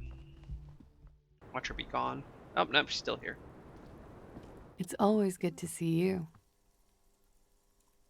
Alright, Hardy Boys told us what really happened. I understand. Just like that. No resistance. Her shoulders are slouched, her feet long and straight. Thank you. I really think that the gloves sell it. Also, I desperately want like some sort of glamour transmog so I can wear the stats that I want without looking completely insane. Although I guess I am completely insane, so it's fine. You don't look surprised. You're expecting this? I knew there was a chance you'd get them to tell you. It's what you do. You're the police. For what it's worth, I'm sorry for wasting your time. Plus, I get experience for solving tasks, and that was a task. This is good. Clear the air first, between you two. Then move on to questions. Is it? Something is off here. I don't like you, Volition. Stay away. Shush. I can't hear what she's saying. She's not talking. If you knew we would find out eventually, why did you waste our time? Because of the Hardys. I couldn't just dispense with them. They were only trying to help me. Out of the shit I'd gotten into. Okay, not good enough. You're right. There's more. More? You answer to the coalition government, and by extension, the moral intern. Briefly glancing over her shoulder to the sea, as she's done time and time again. Okay, so this part seems to be true. A grand expanse of water reaches over the bay and to the horizon. Grey and pale violet in the morning light. What lies beyond? The pale, the Muindi Isola, the Occident, and then Oranje, the old, old world.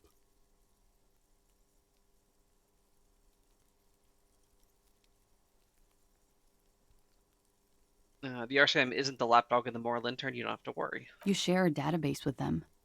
You send people to their courts. Okay, fine. You got me. Okay, what's going on? What'd you do? Just business. But bad business for some people in the moral intern. If I show up in your records, officer, they will find me. They will... What happens if they do? Right. They're gonna disappear you? They will kill me, sir. Yep. If you file my name, take me in for questioning, enter me into the moral intern mill, well, then I'm fucked. For nothing. This murder didn't have anything to do with me. Okay, I mean, you were in the room with a dead body. Actually, this murder did have a little to do with her.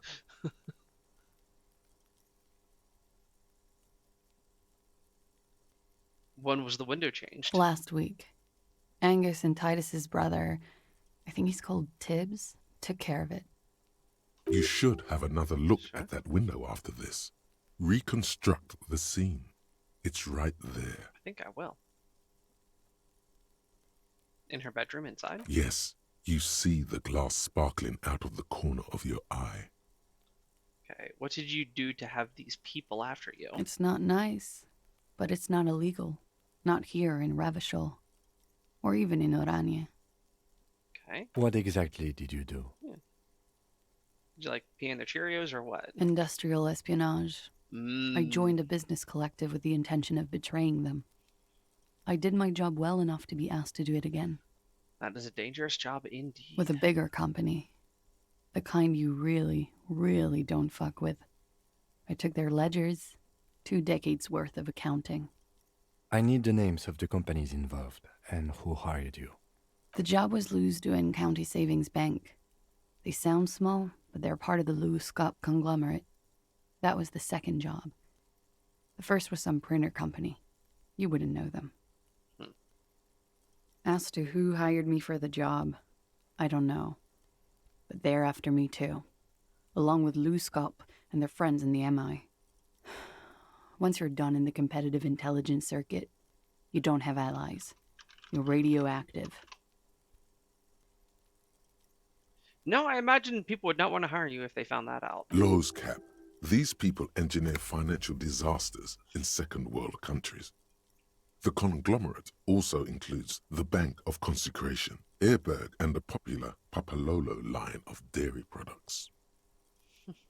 I love how he's so excited. Papa Lolo! Just it's a lot of shit you got yourself into. It is. Many people lost their jobs. Not just C-suite. Ordinary people. What I did to get to accounting, a lot of people got hurt. But that's just more of my shit you shouldn't have to deal with. You're solving a murder. Right? What happened here the night he died? We were there. Together. In bed, I mean. Can you be a little more specific? Okay. He was in a kneeling position, He had just entered me. I was on my back, looking at him. I heard the window behind me shatter, and I turned to look. There was a hole in the glass. I turned back to him. His eyes were looking through me, and his mouth was open, dumb. I could see. I could. Her chest rises and falls with each word. She keeps herself together and says it. I knew he was dead before he fell down on top of me. Then what happened? He was heavy. I pushed him off and he fell to the floor. There. He only had his boots on. I bit the pillow, not to scream, then ran downstairs. Yeah, well, that answers some questions. I waited for the second shot to come. For me. I thought there would be one. It never came. She's forgotten about her cigarette. The butt has burned right down to her fingernails. Okay, I love this response. Just, ain't that a motherfucker? Just like, your cigarette, miss. Oh. I'm sorry this happened to you. So am I. Yeah. What time was this? When did it happen? It would help us if you could be as precise as possible. 11:30 to 12:15. I don't know the exact time. Around midnight. All right, that matches fair. Okay, yeah, that matches because he was hung at 12:30. It's okay. Were you inebriated? Of course she was. Not as much as usual. He'd done a line, plus other things. I was drinking. Wait. Titus said she was gurning her jaw off. Much more than usual. I mean, maybe it was that she was extremely amped up from just seeing her lover killed. Titus said you looked pretty high. Oh, yeah. I did one of his lines, just to clear my head. Mm-hmm. Good thinking. Clear your head. You should clear your head. Get into his mindset. Okay, look, my own brain. I know I've got speed burning a hole in my pocket, but I can't exactly do it with Kim standing right next to me. Did you hear or see the shooter in the course of this? No. What'd you do? Nothing. I was trapped. I was stuck in my room downstairs. I got some clothes on and crawled back up, drew the blinds. Blood was coming from his mouth. Not a lot. Just a little. He was still on the floor, slouched. I couldn't be there with him anymore. So I ran down and out of my room, into the hallway, down the stairs. I knew there would be people there. Yeah, right? I really don't think I should. I do have an opportunity to send Kim away, because now that we're done with the body, he needs to, we're gonna ship it off to processing, but he's gonna take it himself. So that's gonna give me like some couple hour window to like do my speed and whatever else I want to do with him not looking. So we're gonna hold on to it for a little bit.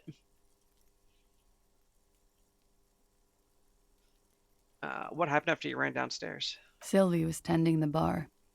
A lot of people were there. The Hardys were at the table in front of the stage. I think the Union box was full. Ruby was there too. They were having such a good time.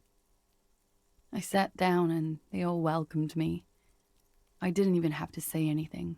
Ruby knew something was wrong. So who's Ruby? Ruby? Yeah, that's a new name. Ruby.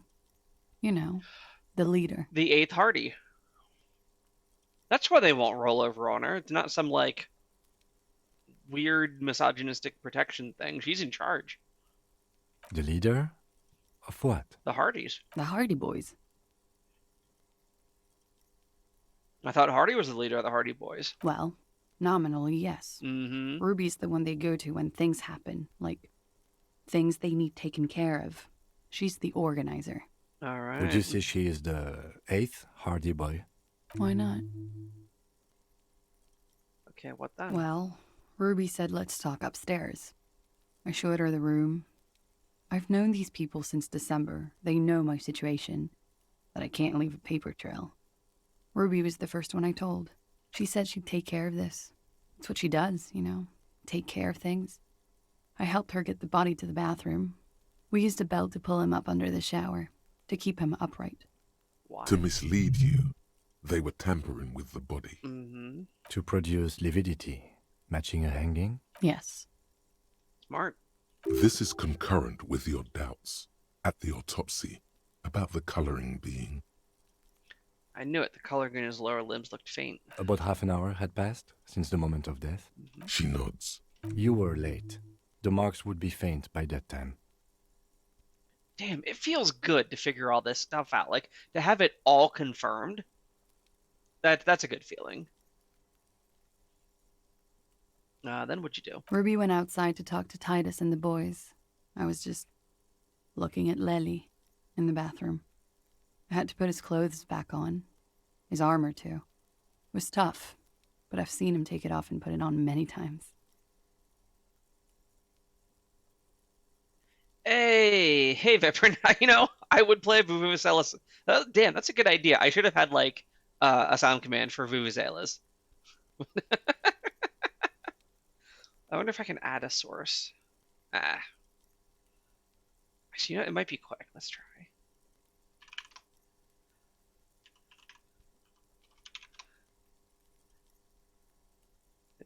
Okay, we got this. I'm gonna add an audio output. Wait, no. Oh no. Oh no, how do I do this? Media source. Vuvu.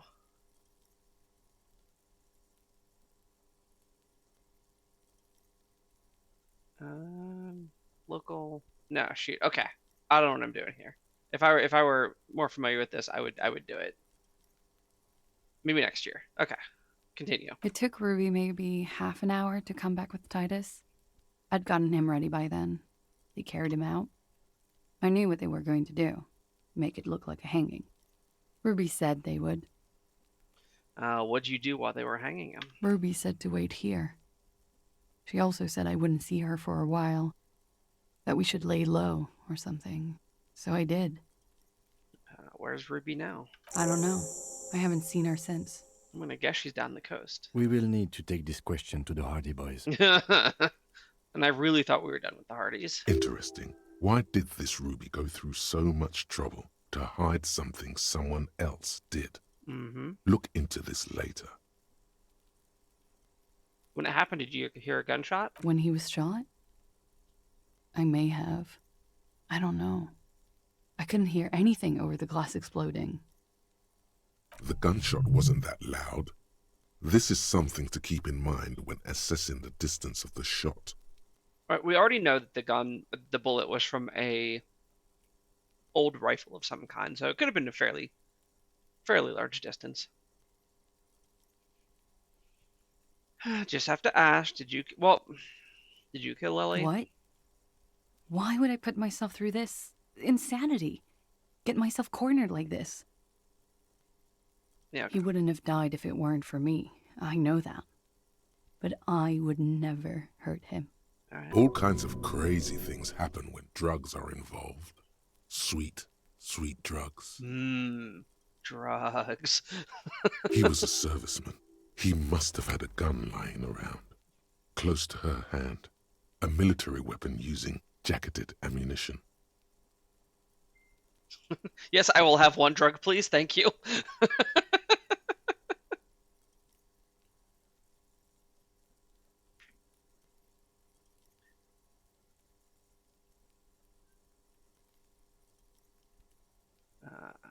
He must have had a weapon nearby. Did you use that? No.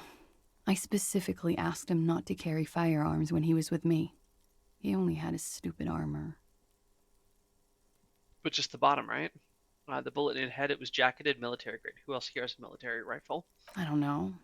His friends have rifles. Maybe those psychos did it? Coalition military have rifles. I'm not a munitions expert, and I did not shoot him. She might have been a tad disingenuous when she avoided talking about the bullet in his head before.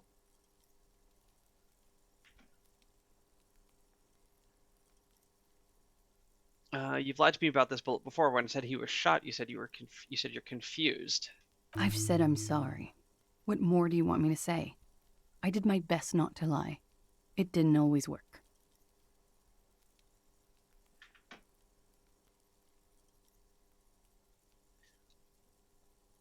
Downstairs people have a crazy idea that you killed him. I'm sad to hear that. They must have said it in some fit of frustration or under pressure. They couldn't have meant it. I've talked to them after it happened. No one has implicated me.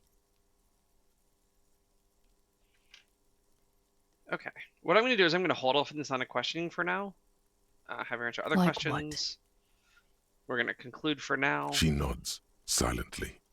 She doesn't even smoke. Just picks up the cold coffee and holds it in her hands. Very noir. I like it. He's thinking, are we done here? Or... In God's name. Okay, return later. Yeah, we're not going anywhere. We're not leaving. Fairweather T500. Remember that weakness you were looking for in the ceramic armor? Like, maybe it can only stop small, fast projectiles, but a large, slow-moving pry bar would shatter it? Or, if I run an electrical current through it, maybe it will melt. Or, personal favorite, frequency something something radio weapon? None of that would work. You need to shoot the part of the enemy that doesn't have Fairweather T500 on it, because the armor itself is invulnerable. Good news is, so are the armor pieces on you. Sweet. Alright, let's see what it gives us. Oh, +2 hand-eye coordination against enemies in FT500 armor. That severely worries me. I don't want a bonus for something I never want to be involved in. That said, if we do manage the other pieces of the FT500 armor, maybe it'll be a bit more of a fair fight whenever this occurs. Okay. Yeah, right, yet here we are.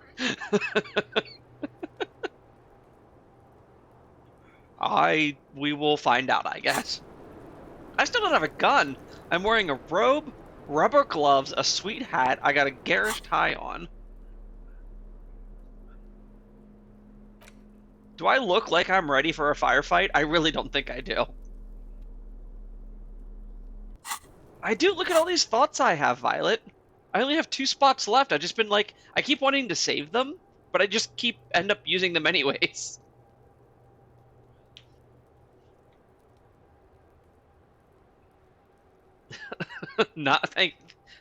Thank you, Mad Clax. Thank you. Yeah, I only have 2 left. I'm not quite sure what I'm going to use them for. I might end up forgetting something, but that does cost points, and I hate that. Yeah. I still want to get Inexplicable Feminist Agenda just for you, Violet.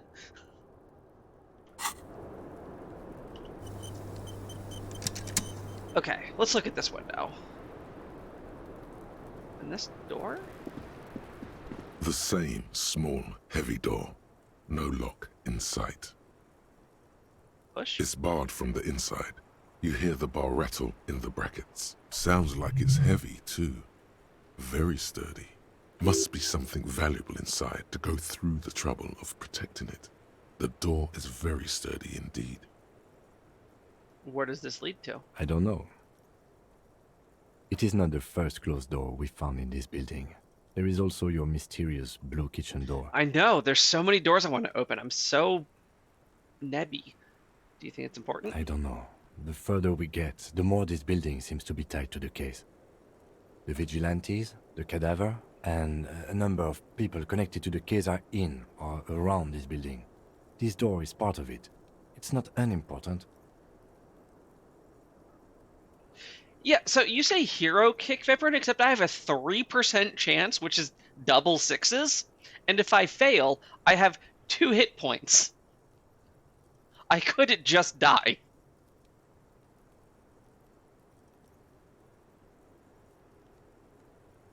Okay, so I have 2 options here. So maybe the door below is a mega investigation, or I could say something, but I'm not going to because I don't gloat. I do have both hit points, it is true.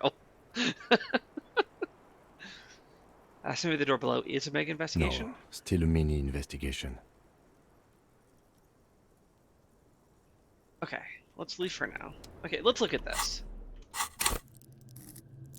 So where is physical instrument? It's here. Yeah, it's in physique, which we're terrible at. We have no bonuses or penalties. I don't think this is going to affect me here. No, because that's only for chained items. It doesn't actually give me any stat bonuses. Okay, do I have anything to help me out here? Okay, I could put on the wife beater and get +1. And that would take me from 3. Small, heavy door. Oh no, no lock in sight. I did not mean to click that. That was not intentional. You kick it, gung-ho style. Entering the premises style. But the door fails to respect the force. All you hear is the bar rattling inside, laughing at you. Alright, Mad Clack, see you Saturday. I cannot wait for what you're gonna bring. Sounds so good.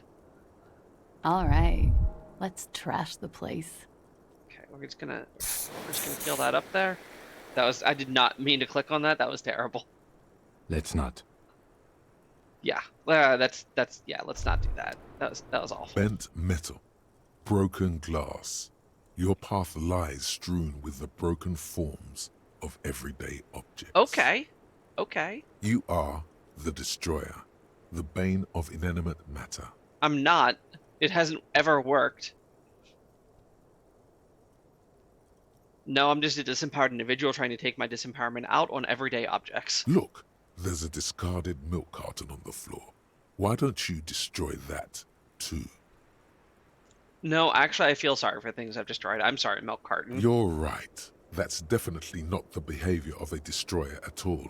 That's just severe anger management problems and a disregard for property rights. That said, I now cannot wait to do a second playthrough where I just, like, intuit my way through the world and break stuff that's in my way. That sounds like an incredible, like, path to take. But we have a window to investigate. This window is pristine on the inside, unlike the one next to it. Light from the desk lamp reflects off the glass in an untarnished golden halo. Yeah, it is actually a problem, Viprin, like when I'm sitting here and like the narrator's talking or the NPCs are talking and I'm like trying to decide which one I'm going to pick, I really have to hold myself back from just like wiggling the mouse around the entire time and like highlighting things. I just like have to take my hands off of the mouse. Otherwise I will just keep doing it. Alright. What happened here? The golden light melts away into the blue, glassy darkness of your mind. In it are two neon-lit shapes, a man and a woman on the single bed. Okay, it was a misclick. Thank you so much. Okay, two neon-lit shapes, man and a woman on a single bed. What positions are they in? Like the witness said, the man is kneeling, the woman is on her back. It's the night of March 4th and a shot has just been fired. Look at this. This is so good. This is what we put all our points in, and it is paying off. The man looks directly at the woman. The shot's possible directions converge in his mouth, a ray cast from somewhere outside, entering his brain. From the roof outside, location A prime. The glass fractures around the bullet hole, shards face inwards like a corona behind the woman's back. Okay, so it was shot in. I'm gonna inspect the ghostly figures. The man does not know the bullet has entered his brain. He never will. Death comes faster than the realization. Have a look at point A, the roof. The ray cast from the man's mouth unravels into a fan of possible directions, all on the roof at first. The shot could have come from any of them. This is composite location A prime, most likely of the origin points.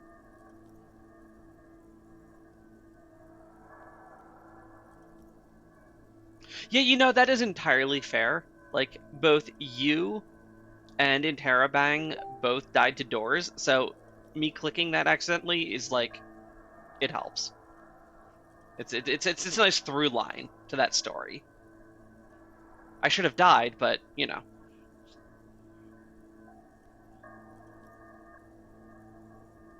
Okay, so shouldn't there be gun residue? There could have been. Then the rain and slush and wind washed it away. This was more than a week ago. So I'm like 80% sure the roof is where the shot was made from? 72%. With an antique weapon that fires military-grade ammunition.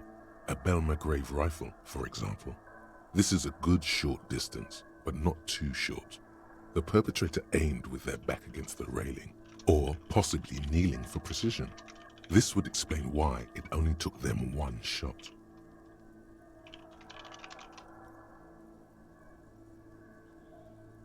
Yeah. This is very much how you do things in XCOM 2. You just walk up to their face and shoot them in it. This is about as close as he could get, the shooter could get, probably. The lights were on in here. Outside it was dark. It was like shooting fish in an aquarium. A well-lit aquarium. The victim opened his mouth to let the bullet in. Neither of them would have seen anything outside, in the darkness. Too busy with their own bodies.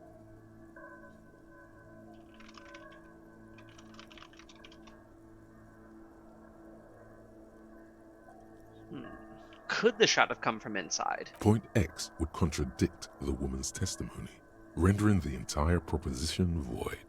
These figures would be wiped out, Detective. Sure. Are there any arguments against A prime the roof? None that you've found thus far, but that doesn't mean there aren't any. Yeah, in my entire XCOM 2 run, I think I only missed with a 98% chance once. So I'll take that. That seems fine. Could there have been another point of origin further away? Or potentially dealing with a highly trained individual here? That's a 28%, yes. In this model, the shot could have come from a greater distance. Nothing excludes the possibility. Should we extrapolate to include every possible point of origin in Martinez? Yeah, let's do it. We're good at this. You would need a map for that. A map of Martinez. Yeah, there was. You're thinking, what if the shot didn't come from the roof? Yeah. There was a map in the bookstore. We should come back with it. Compare the landscape to the radius of the shot. Yeah, boy, I tell you, we were going to go across to the fishing area today, but we are awfully busy with this. We have a lead, and we're just going to sniff and dig at it until it is all figured out. Just classic D&D player behavior. There's a lead, let me do nothing else and focus on it until... Yeah. Oh wait, no, it's in here. And the maps, I think, were upstairs? Or was it in the pawn shop?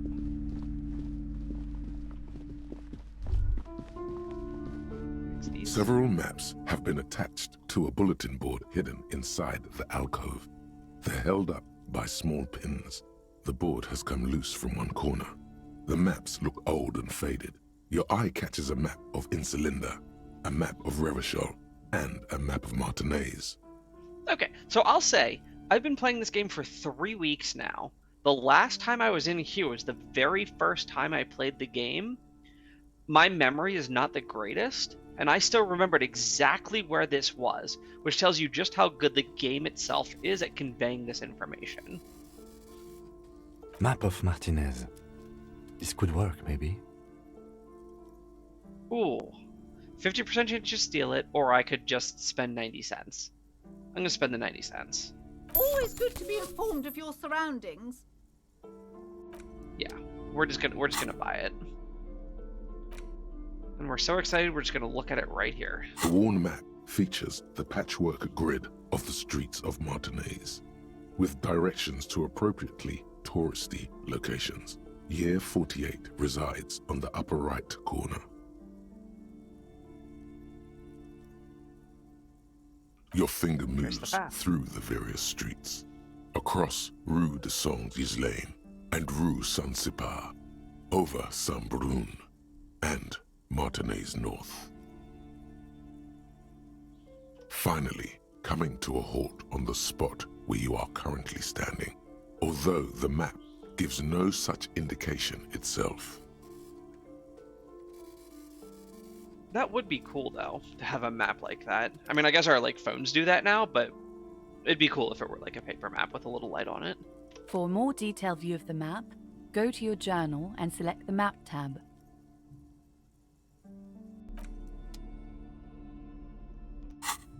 Okay. I love this, by the way. All the roles that I can redo. God, there's so many. I missed so many checks. Okay. So...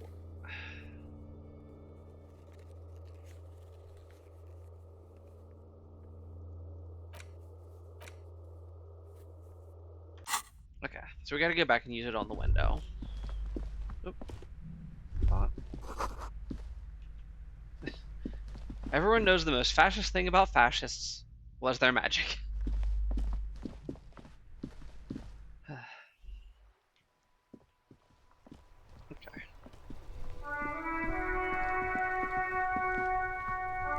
Before we do that, I'm gonna head up to Freak real quick and just sell all this stuff, since it's right next door, and they're open.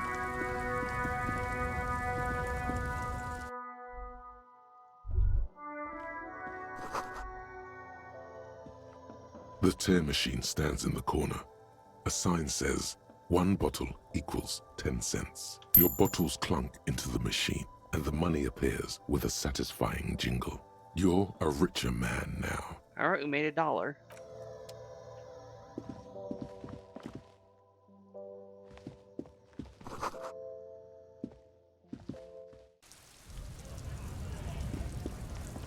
Okay, we also have the idea there might be some place in the fishing area to the south of us where we don't have to pay to sleep. So I'm interested in doing that because this 20 real drain is going to be pretty problematic here soon.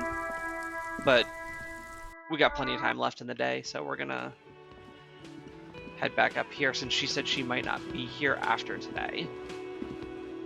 And this is directly related to the murder, so we're going to try to solve as much as we can here.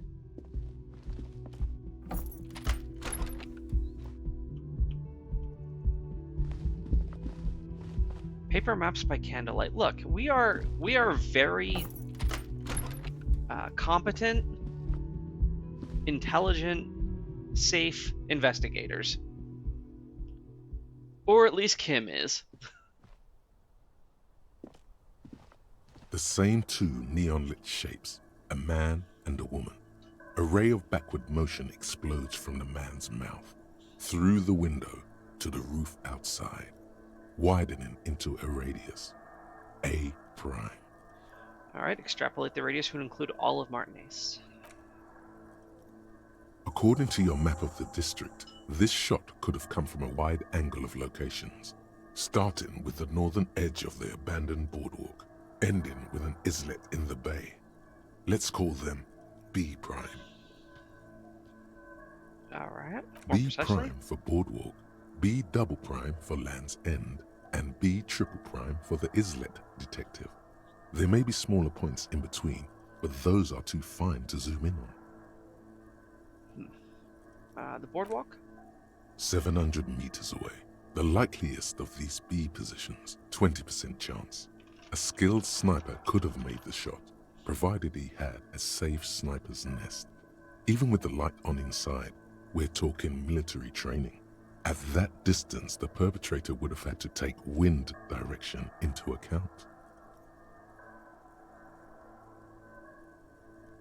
Yeah, less likely. How about the Land's End? 1.2 kilometers away. The least likely of these positions. Let's say 3%. A truly skilled sniper could have done it. Possibly from a tent. No, too far-fetched.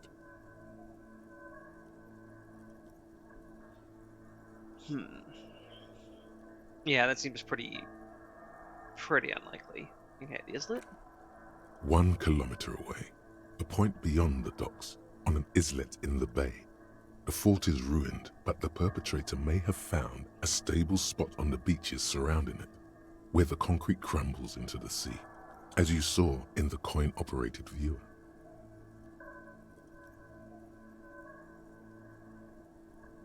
The shot would have been a small miracle, 5% likelihood. There is an extremely narrow field of view from the bay to the window, between Rue de Saint-Ghislain 10 and 33A. The angle would have been extreme, and access to the islets is questionable. Yeah, so none of these seem particularly likely. Do you think it could have come from further than the roof? From where, precisely? Let's say B prime, B double prime, B triple prime. I see you have given this a lot of thought. Mm-hmm. Are those the locations you've singled out in addition to the roof? And what is the likelihood, in your opinion, that it came from a further distance? Much less than the roof, but yeah, they add up to a good 20%. Or, what, 18%?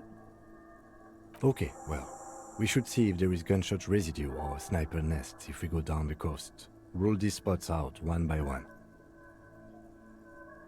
It would be the diligent thing to do. Until then, personally, I'm going with the roof version. A simple hypothesis can be wrong, but it's something to build on. Alright. We do have a few more things to ask her. Oh god, go through. Okay. Officer, what brings you up here in the rain? In God's name, man, wake up! She clearly lied to us about something. Huh? Who? What? Dear God, you've been lied to. She could have killed her lover and lied to everyone. She's not candid at all. She's smoke and mirrors and willow-wisps. Dun dun dun. She probably didn't give you her real name either. Why would she? Arrest her immediately before she further entangles you in her web of lies.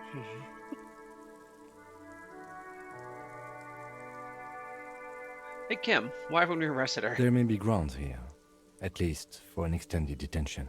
A little whimper. The young woman hears you. She's looking around. Oh. You know, I think you didn't make that call to the station. I did. What is this? I called your desk or whatever it is. The numbers are all over town. Call 8-100-2 for emergencies. There was an older woman on the other end. It sounded like she was smoking. She took my complaint. She coughed.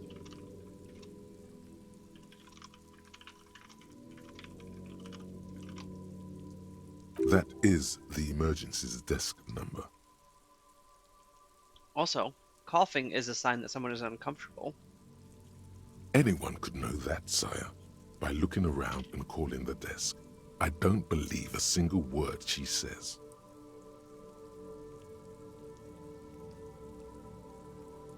Hey, Leo.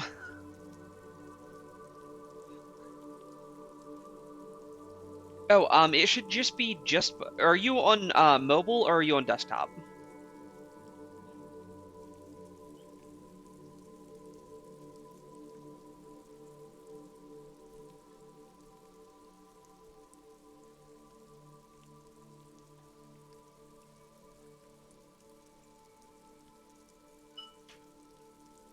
What time did you make the call? Thursday night. It was late, sometime after 12. Thursday? It checks out. Okay. Anyone could know that number, and that someone coughed, it means nothing. But I know the time of the call, too. I know I have not been 100% truthful with you, officers. But I am now. Your real name isn't Class Amandu. I agree. You wouldn't give us your real name, not when people are after you. Oh, Ow. Sorry, I just realized that 2 people had followed me and the alerts did not go through because I hate the way Streamlabs works.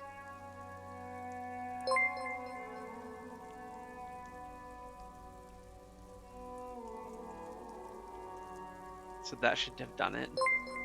There we go!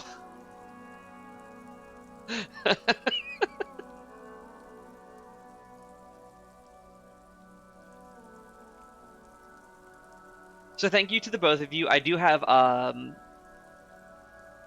private follows on, so basically no one sees that you're following, but I do appreciate it very much. Thank you. Do you just have work this morning, Leo? Okay. Okay. Sorry about that. Okay, so. Okay, what? Okay, it's not. Good, you can tell me the truth. I log your work every week. It's all transmitted to common, sir. I couldn't just beg you not to enter my name. So I lied. Okay. Like I lied before. Like I did at LCSB. I have to lie all the time. I'm so tired of it. Okay, I had a lot of sympathy for you about an hour ago, Klaus, but now I'm starting to lose some of it. Was the passport bullshit too? That passport you keep hidden? No. It's submerged in a plastic buoy on the coast, in the reeds. It just doesn't say Clausia Amandu. It says Anouk Mea Smith. Anouk Mea Smith. What a name. Supposed to be working. You got that cushy office job now. Also, I'm glad you figured out how to follow on mobile because I absolutely could not tell you because I am so old. Falsified documents? Passport and visa. Given to me by my employer. I can't even use them. My employer probably leaked the name, Maya Smith, to hurt me. Well, that does match with her corporate espionage thing. Why would they do that?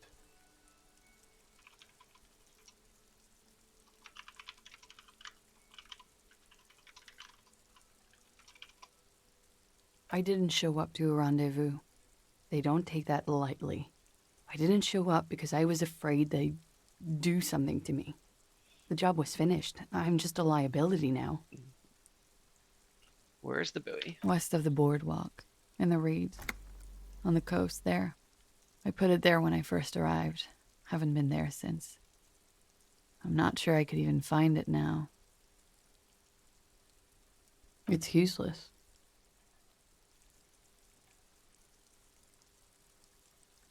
West of the boardwalk in the reeds? The lieutenant makes a note of it. You're welcome to it. It's in the reeds northwest of here, past a broken sewage pipe, right near the water line. Yeah, I know a lot of people watch on it, but I'm just generally not a fan of doing anything mobile. Probably, again, from, being old and whatnot. The Twitch app is, okay, but I really just prefer to do anything on a desktop whenever I can. Tell me your real name. It's Katarzyna Lazie.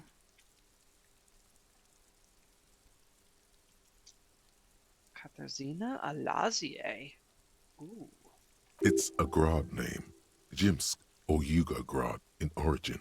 Not Occidental at all. Smells of motor oil, tiger, economic desolation, and rock music-infused alcoholism.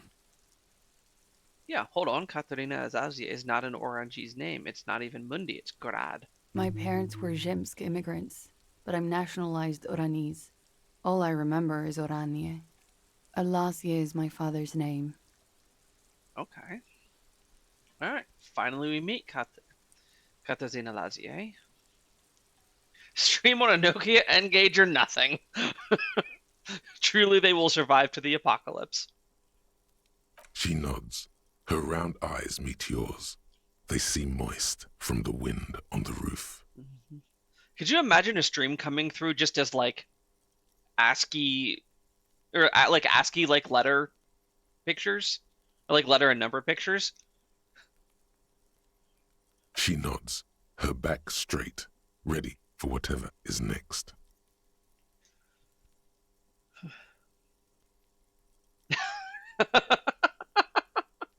No, I bet not, Leo. All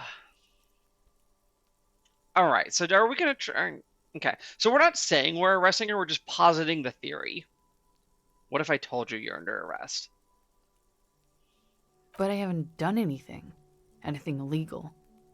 She purposefully misrepresented information crucial to the case. Right, she did do that. Fucking mind games. Enough. That's right, gang. Stern and merciless now. stern and merciless as we reel her in. You misrepresented information. So we're going to be as factual as we can here. You misrepresented information about the case. Without the Hardy's confession, we'd know nothing. The lieutenant produces a pair of handcuffs. Oh shit, Kim getting real? Look at them, they're right there. Please no. But there's nowhere to go. A 2-story drop to the Plaza Mosaic. If she could, she would have run before. Real-time flipbook made on a Game Boy printer? I mean, rip the environment, but like, I'd like to see at least like a little bit of that. Okay, I am like 20% thinking she's gonna dive off this roof. That said, it's only the 2nd story, so I think we'll be fine. So we're gonna continue this line. I think I know who did it. Who shot Lely. I can tell you. I can help you. All right, now we're getting somewhere. What do you know? She's silent for a second, as if looking into herself for certainty. Then, in a hushed voice, she says, Ruby.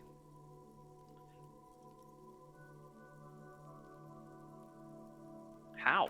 You've been trying to kick that door down, right? Maybe it leads downstairs. Okay. She could have come to the roof through that, then taken the shot right here, where I stand. It was dark outside. I wouldn't have seen her. Then slipped back downstairs without anyone noticing. That is possible. Yeah, that would be like the definition of retro, wouldn't it? Interesting theory. Did she know that door exists? Had you been out there with her? Yes, of course. She's been up here many times, jacking private stations off the ring antenna. She used to come here to drink on the roof with me, before it got weird. Did it get weird because you were banging Titus downstairs? Why do you think it was her? Oh, is this a love triangle? Oh, that'd be so. I mean, it'd be so good, right? Okay. Why do you think She it was has her? this thing for me, ever since I met her and the boys downstairs. She's been pretty frank about what she wants. Oh, it's that kind of love triangle. Also, I just realized that I brought the ice pack from my foot down with me like 30 minutes ago and just did not apply it. So give me one moment.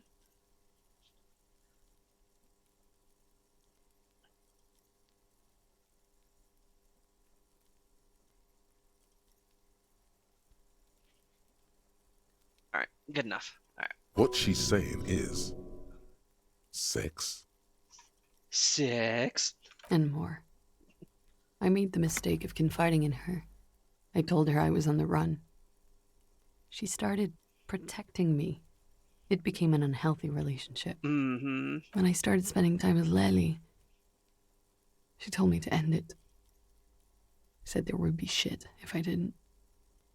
I don't understand. What exactly in your relationship made you think she's romantically interested in you? Mm-hmm. She said she's in love with me. She That'll even do it. asked me to run away with her when I told her I'm a fugitive. She started developing notions about our relationship. Mm-hmm. And you led her on? A little. I was flattered, you know? But then I had to let her off, and it was not easy. I came to regret being friendly with her. We maybe kissed, nothing more. Careful now, this is a PG stream. Sounds like she was fixated on you. This is just an assumption. Sure. I know what it sounds like. That's why I didn't want to tell you before. But she knew what had happened when I came downstairs. Somehow, she knew Lely was dead. She wasn't surprised at all. When we came up here, she was calm as a stone, too. She cleaned it all up like she had a plan. This is a familiar theory. Essentially fan too. You had it too, remember? Could it be that Ruby was covering up after herself? The lynching? It's entirely possible. When Ruby said there would be shit happening if you didn't end your relationship with the deceased, was she threatening you? She came over one night, drunk, said she'd turn my life into a living hell. I've been threatened before, so I can tell when someone knows how to do it. And she's a pro. She must be. To keep the Hardys in line. I tried severing ties with her after that. I thought it had worked, but... Some of that fear is still with her. She exhales sharply. What are you talking about?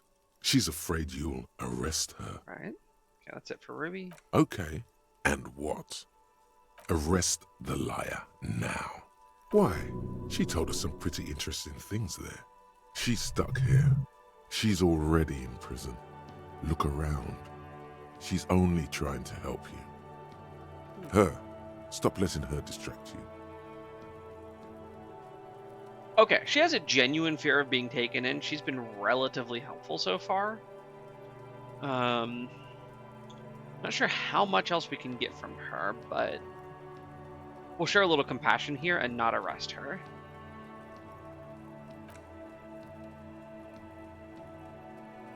Thank you. Thank you. You won't regret it. All right, Leo. Enjoy your work as best you can. Something tells Thanks for stopping by. You will.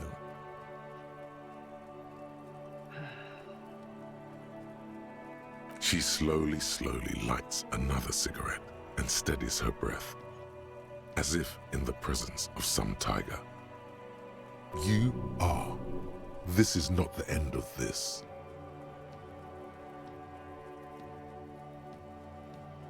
Let's get back to the lies you told. Lies? Yes, we demand she be punished for deceiving us. We demand her anxiety. We demand her fear. Okay, let's see if there's anything else here. She nods, No. then nervously pulls. Okay. Okay. She slowly. Alright, looks like we need to find Ruby. I wonder, can this redo anything with the door here? Now that I have some information about it. The same small, heavy door. No lock in sight. Okay, I'd have to do physical instruments, which I'm not super excited about. Let me see. I have 2 experience. If I put a point in there, I'm going to go up to like 8% or something. It's still not worth it. We'll pass on kicking in the door. 2 neon-lit shapes. A little bit of a misclick there.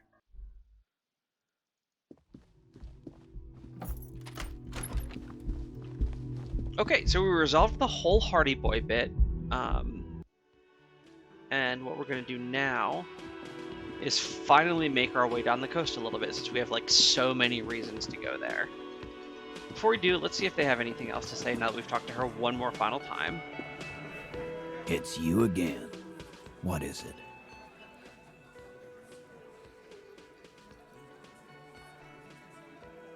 Talk to class, now I need to talk to Ruby. Why? And now we have so many more things to talk about. We are never going to get out of this hotel. Yeah, it's kind of a vacation, yeah. Which part doesn't sound very cop? The empathy bit?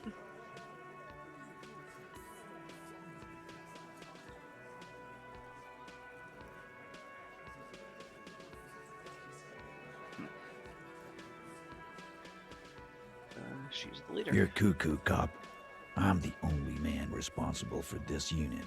Get with it, or fuck off. Yeah, fuck off!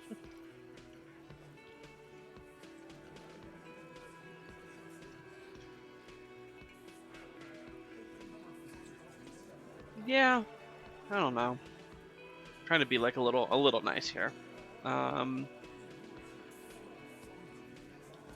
Let's try to not be. You know what? You know, fuck these guys. We already roped them, and they already gave it up. So we're just gonna press them some more. I suspect she killed the victim. That's why. Sounds like you want to push this steaming pile of shit on anyone. And now you pick Ruby. Well, not on my watch, you won't. You got an alibi? Ruby's one of us.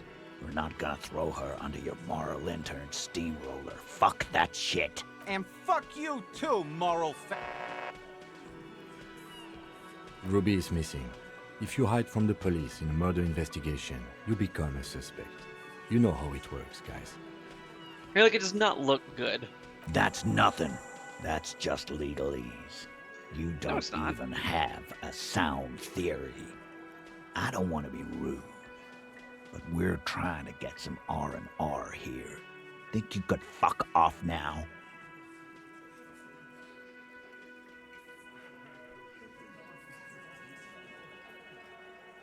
Yeah, this game seems to self-censor that sort of stuff. And I do appreciate it, yeah. Especially for, like, streaming. I think we'll keep sticking around, Titus. You'll be surprised at how quickly a theory presents itself if you keep looking. From the corner of your eye, you see a little bird fly into the bush, right behind the window, behind Titus's back. Alright, this is what we're good at. So, we saw the winch outside. The hanging was staged. We reconstructed the murder scene. We found the rifle. Klaus gave a motive, and she is a drug trader. Let's sell this and see if he can tell us why she is not a good suspect. Also, we have 2 XP, so we can re-roll this if we fail.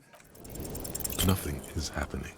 The pieces are there. Double but on. They remain unconnected. Sorry, you're not coming up with anything. There we go. Your mind is a relaxed muscle. It's so nice and easy to give up, isn't it? On the downside, you have no idea what you were supposed to do now. I could have debriefed you. See, so what we're going to do is we're just going to come over here.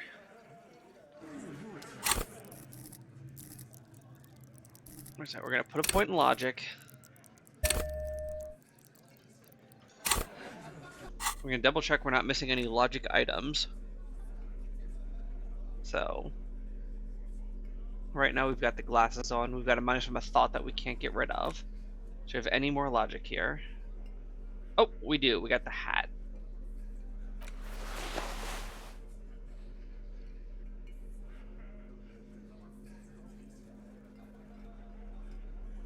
And we got the shirt.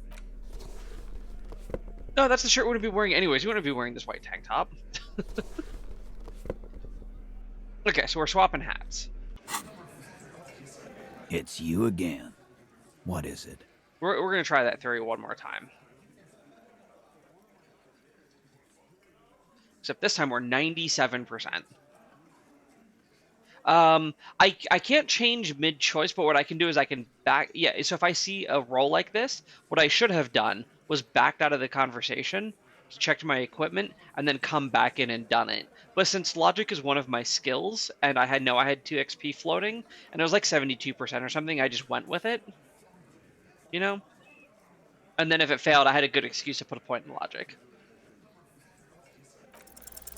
A sudden flash of lightning in your neocortex. The hostel cafeteria is lit by its airy blaze. Floor plans, bullet trajectories, webs of human emotion, all channeled into a single thought. Why are you so sure Ruby did it off him? So that's what you were squinting at. You were trying to come up with a theory, weren't you? That she did it. I got a pretty good one. Yeah, he was cobbling together shit so he could put her away. It's RCM 101. Yeah, right. Slight cause of convenience on that one. Well, let old Titus set your mind at ease then. She didn't do it. She was here all night. Right, and you've been so truthful with me so far that I can definitely, like, jot your alibi for her down in my little notebook. Sunday night, 11:30 to 12:15. She was here all that time? Yeah, with us, drinking, near the stage there. She didn't go to the bar for a drink? No. That's a lie. Yeah. You know that's not the case. All right. She took a fucking leak, okay? For one moment. Maybe went out too. She has an operation to run from her lorry. We're not getting into what that operation is again, Culp. Mm-hmm. And just 'cause she was gone for 5 minutes doesn't mean she magically got to the roof and shot him. I've been through this. It's not plausible. So the one thing that has been, like, I'll say pseudo spoiled for me about this game, is that you actually do not even have to investigate the body to solve the murder.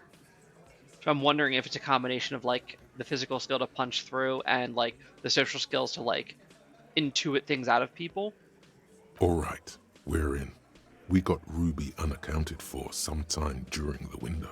This was crucial. Now let's place her on that roof.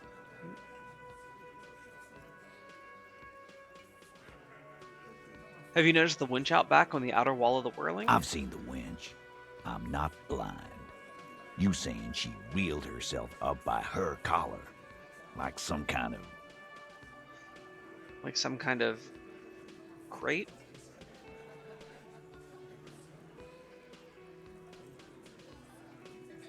Yeah, right. No, it's a little more narrow, right? Because they can't just, like, put every possible solution in here, but having multiple avenues to a solution is just, like, such a nicer way to do things.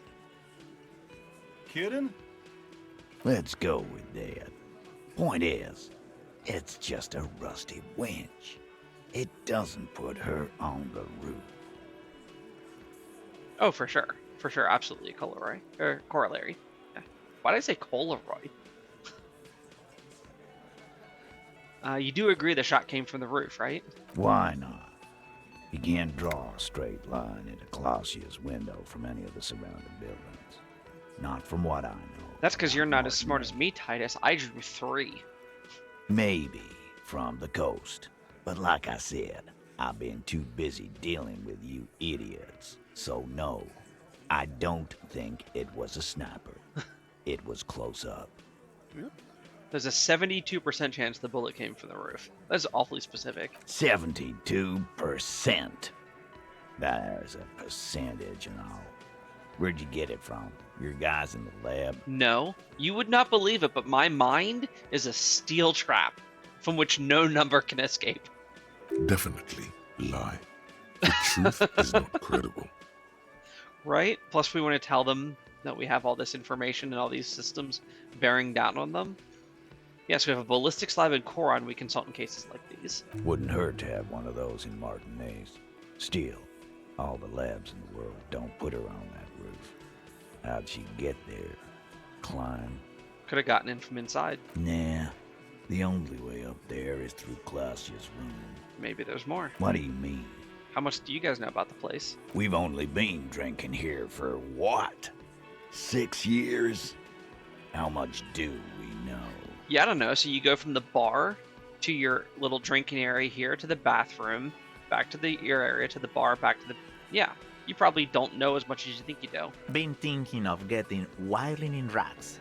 That is on my ass, boss. There you go. Tatted on his ass. We know the place. There's a locked door in the kitchen and another on the roof. You ever been through them? No, but that doesn't prove anything. It's just 2 dolls. We're not giving you Ruby for that. She's one of us. What if they're connected by the winch, Eugene? That is your name, right, Eugene? If they're connected, she could have gone to the kitchen, gone up, shot him on the roof, then come down.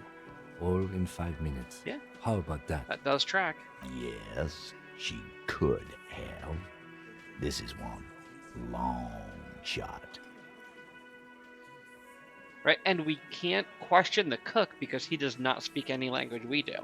Tell you one thing, I liked how that goddamn winch came up again. That was nifty.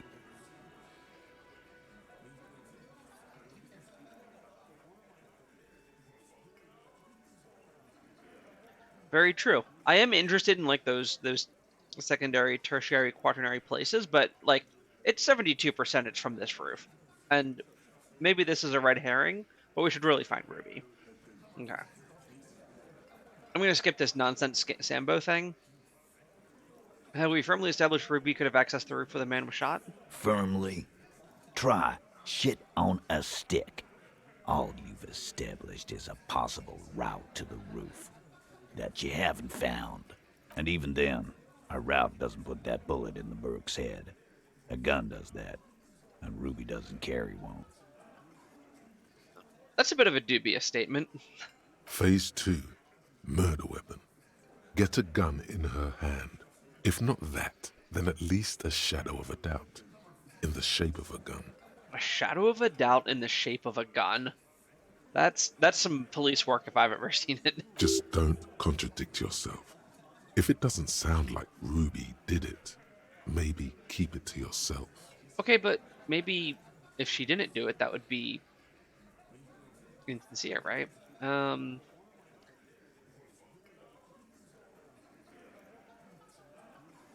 Yeah, I'm gonna show him the rifle. Weapons like this just lying around Martinez. That looks antique. A Belle McGrave. It's inoperable. Where'd you get it? There's a cellar under the bookshop. It was hidden there with others just like it. 20, maybe 30 rifles, Titus. Also broken, but still, there were too many. And there must be other caches too. Yep, so there could have been a completely unaccounted for gun that you were completely unaware of that was the murder weapon. God damn it. We need to close that dump down for good. Okay, I see your point. There are guns lying around. Damn it. I thought we'd found all the old spots. Why was that still there? I don't know. We just missed one. Ruby doesn't know this place, boss. Just these cops digging up shit. I've already established Ruby's running drugs, but she could have smuggled guns too. God damn. That's just about your favorite topic, isn't it? Every fucking 5 seconds. It is. It's a good topic of discussion. We can just keep hammering on it. Yeah, all I'm saying, from what I saw in her cabin, she'd have no trouble getting a gun. Trouble. This is Revachol. Even the roid heads in the gym had a carbine. No one has trouble getting a gun. I still never saw her carry one. He must be referencing some past case of theirs.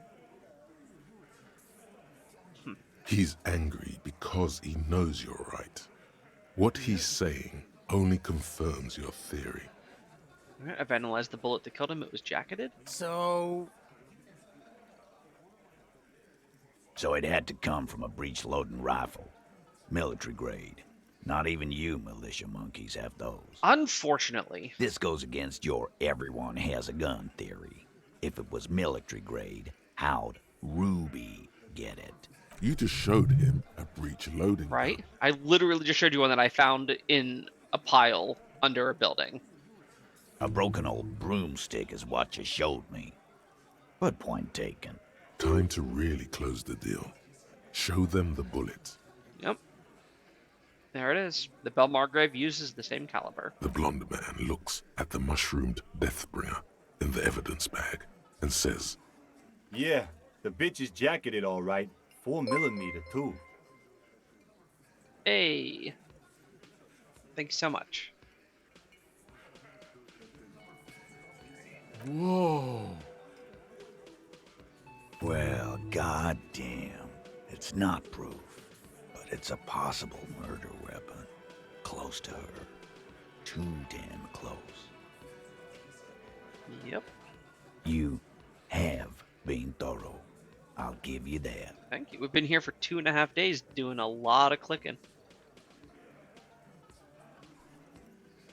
So ideally what we're going to do is scare Titus enough to where he thinks that it's rational for us to believe that Ruby's the murderer, and then provide some sort of alibi for her if he can.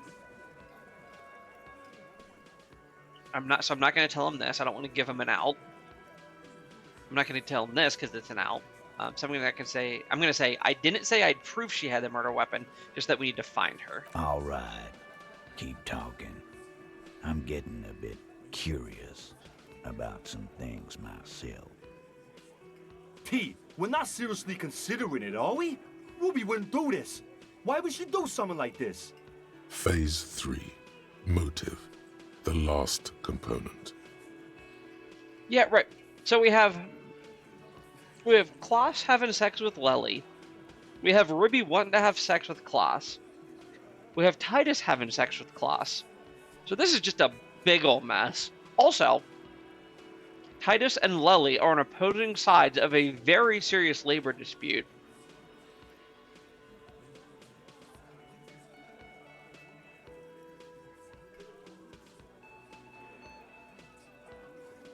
It's not why did she kill him, it's why did she organize the cover-up. And I suppose you have a theory on that.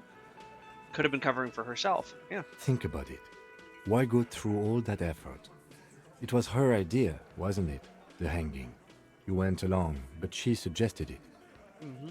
She had, like, a fully formed plan and shit. Right when she came back downstairs. Really, Shanks? Claudia wanted to talk to another girl, that's all. She was just the first one up there. I could have come up with that plan if I'd have been first.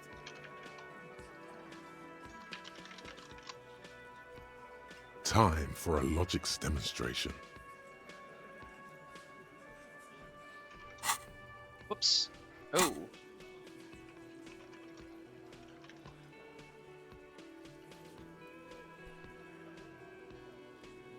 Okay. Eugene, let's assume you killed him. He scoffs.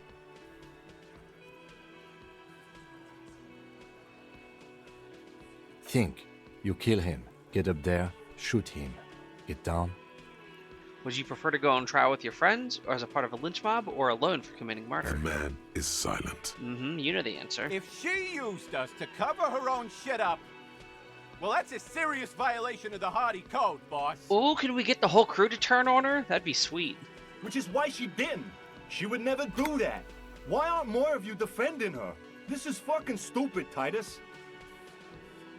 Glenn, I thought the same thing when she skipped town and left us in this shit.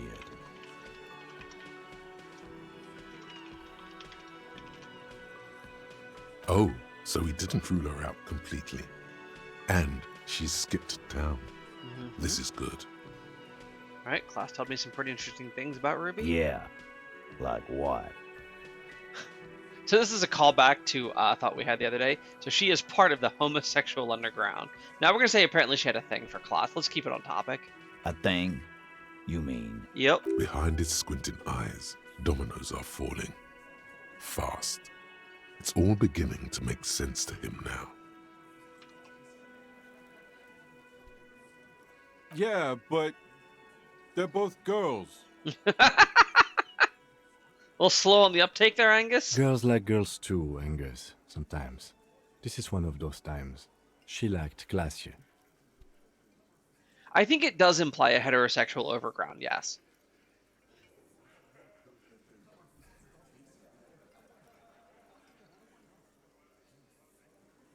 It's supernatural, a reality-breaking event, and we just need to accept it. Oh, she learned it from a liberal. Damn. Now we're going to go with what Kim said. Fuck you. First he says she's murdered him. Now she's a too? It's a lie. Okay, it's not that big of a deal, Glenn. Come on, Glenn. In She fact, it's likes not a deal. Monica's titties more than you do. Yeah. Everyone knows which way the wind blows there. Wait, so Ruby's name is Monica? I did. I knew it. That's why she didn't fuck me at Fatty's birthday party. Yes, that is absolutely the reason. Nothing else could possibly be true. She didn't fuck you, 'cause you're 40, and you still live with your mom, Dennis. Class said she made advances on her and she thwarted them. Ruby then threatened her and told her to end her relationship with the deceased. This is some sordid shit. It's also the kind of garbage our Miss Aronier puts out to cover her own ass. Sort of, but he doesn't have to know that.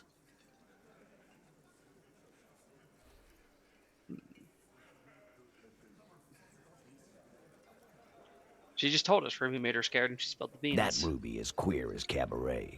Now that I start thinking about it. I don't know why I didn't see it earlier. Girls. Crazy girls. And that's okay. Some are queerer than others. You can still be a Hardy. But if you bring your own personal shit into our outfit... Okay, I did not expect that degree of enlightenment from Titus. Cool. And then, boss, use us to cover it up? I mean, that's just fucked up. They do just want to have fun. If it's true. But it's not, right? Maybe it's all part of her leadership challenge against you? There's no fucking leadership challenge. Just when I thought you were taking this seriously, cop, you put your head in your ass. I don't know about that. Man, now he's just throwing shit against the wall to see what sticks. No, I was told legitimately that Ruby was in charge of this outfit. Okay. We ruled out infighting. That's how this works, by exclusion. Remember, all we need to do is rule Ruby out too. That's all this is. Yep. Yep, when Klaus came downstairs, Ruby appeared to know that something was wrong. Nah, man. That's just Ruby. She's got shit under control. That's her whole thing. That's why she's so good. Right? At being a leader? Eh? Plus, man, it's like female intuition. You know, women talk to women. Which is sort of why we need someone on the team who they talk to. Okay, Eugene. Eugene wants a woman on the team so they can do their job. That must be hard. Half of Martinez is female. Or she knew what happened because she killed him. Not so useful. Fucking hell. Maybe she killed him because she thought it would curry favor with you. After all, Titus, you were in a sexual relationship with Klaus. You had expressed, on occasion, your dislike of the mercenaries' presence in Martinez, right? That too. Whack someone in my district? That doesn't carry much favor with Titus Hardy. She has to know that. Okay. Alright, Titus, you have to see it. Things don't add up. We need to talk to her. Silence. He looks around the room. The old man in the corner nods. Oh, we have not seen this man before. Like, we saw him. He was in the count, but we've never seen a picture. We don't know anything about him. Yeah. A very small nod. And a trickle of tobacco spit on his lip. Yeah, right. How is Eugene not getting all of the ladies? Yeah, I see it. There's one more thing I've been wondering about. Ever since you asked me where she is. Add it to your list of suspicions, if you want. Oh, so you don't know either? I don't know. I don't know where she went. She just got up and left. Got real scared, too. Wouldn't tell me where. However hard I asked. Want to know why? I do. I desperately want to know, Titus. Please tell me. She was afraid I would tell you. Maybe she was right. By now, I probably would. Yeah, damn compartmentalizing of information. She knew there's evidence on her, and she knew we'd find it. This is typical suspect behavior. Why fleeing is always incriminatory. Perhaps. Ask her if you find her. It won't be easy, though. She made sure of that. Alright. When'd she go? Friday afternoon, when you first arrived. I got word the RCM was in town. Then she came in to see me. Told me she was leaving. That's when we had our little conversation. So not at all suspicious. Not in the slightest. What's she scared of? I told you. You. Imagine being scared of me. Me personally? Yes, you. The cop with the sideburns and the disco clothes.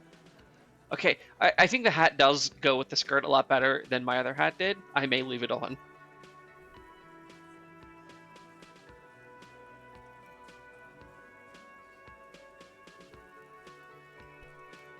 She probably knew me from my singing days. Yeah, that's real funny. She wasn't laughing, though. You know, when I first saw you limp in here, I thought she was paranoid or sniffing her own supply. But now I'm not so sure.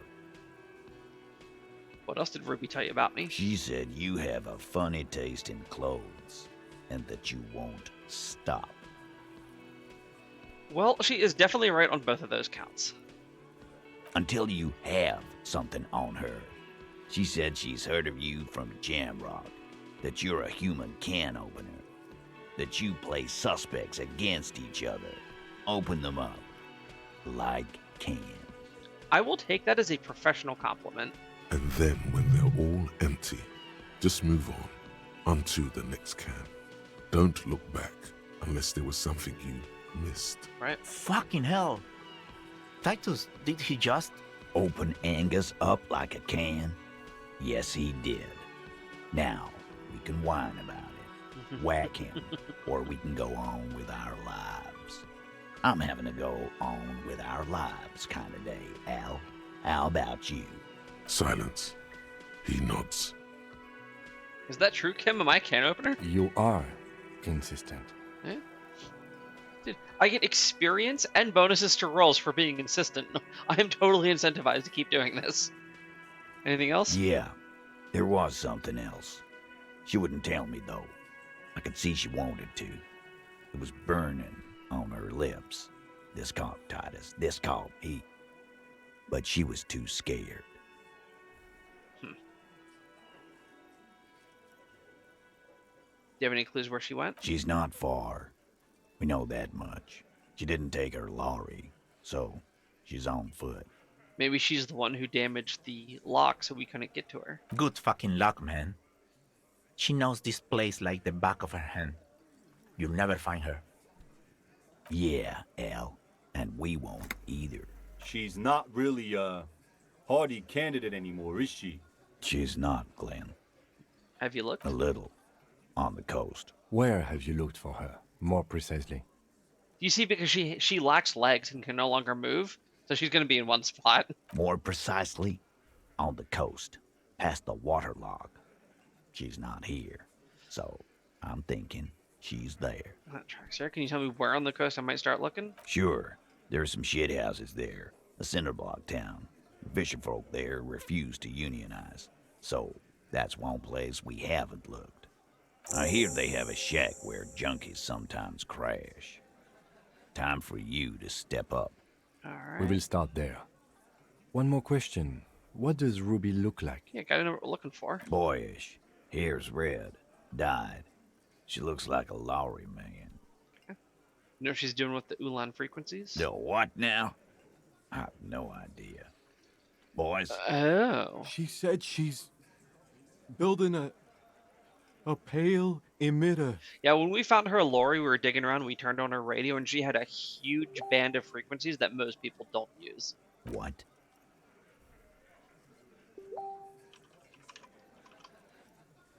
We were talking about radio equipment. She said she's doing Ulan frequencies and a pale something. I don't know more. This guy barely understands what he's talking about. There you have it. Pale something. All right, so we're looking for a pale, short redhead. You got any opinions on that, Vifrin?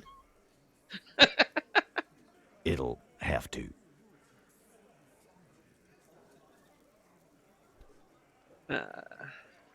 I'll shake his hand. He's come around. His grip is firm and reassuring, like holding a piece of unpolished granite.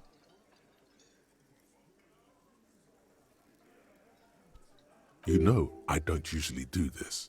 I just measure things, but... Okay, you said it would be nice to have a ballistics lab. You could use ours? No, we're good. Why not? You could turn the thing into an actual police force. Yeah. Afraid you would actually have to follow the law? Rich boy law is a sham. It only works for the Wild Pines, lady. So keep your lab and watch your ass out there. The coast is a dangerous place for lawmen, especially Mr. Can Opener here. All right, well we have really brought them around. That was nice. I feel like we accomplished something in the last 3 hours of conversation going up and down the stairs. Let's try him again. The man ponders his cooking utensils and gives you a little nod. We're gonna try the cook Acknowledging. again. He looks up at you, then looks away quickly, shrugging and muttering something to himself. Shrugging is an international sign for, no, I don't know what's behind that door. Alright. And I still can't do anything with this door, right? You see a heavy steel door with a prominent dimple lock. It's painted blue. It could be connected to the barred door upstairs. The cobalt blue surface feels rough to touch. The stainless steel door is flush with its frame on every side. Old cobalt paint, rough on the fingers. 40, 50 years since this was painted, maybe. It leads to a side building, adjacent to this one. The old building next to this, half ruined. Whatever is behind it must be older. The door does not budge. And there's no way we're opening that door up top, so let's put our actual skills to use, leave here, and go down the coast.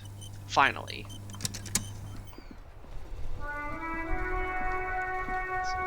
Oh, trash can. The dented yellow mailbox greets you with its graffito, bullet holes, and an RCM sticker. Right, we have to do the thing. We'll do that once we're past the lock. Yeah. Is it down this way? I don't think so. I think I'm going the wrong way.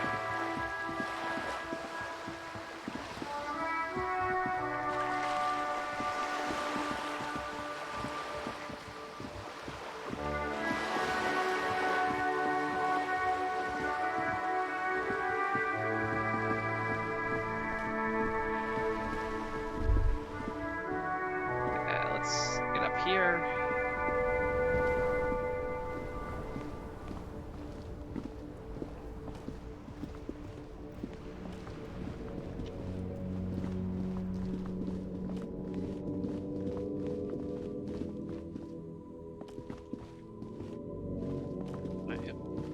Okay, these folks don't want to talk to me at all.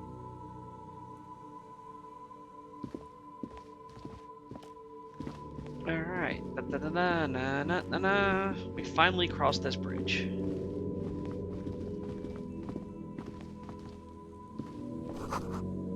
Moving out into a wider section of the game. Loot.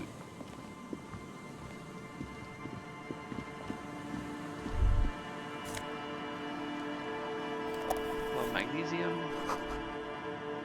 Motor lorries. No entry. Alright, let's go this way. We got an interactable up here.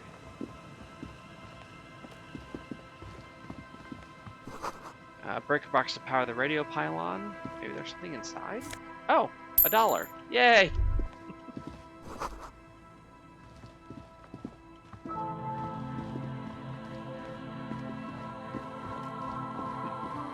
All the way over here.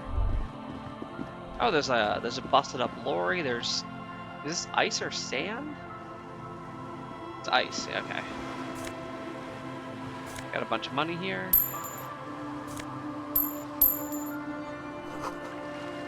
Bottle drained of all its booze is frozen on the ice. Let's check out the lorry.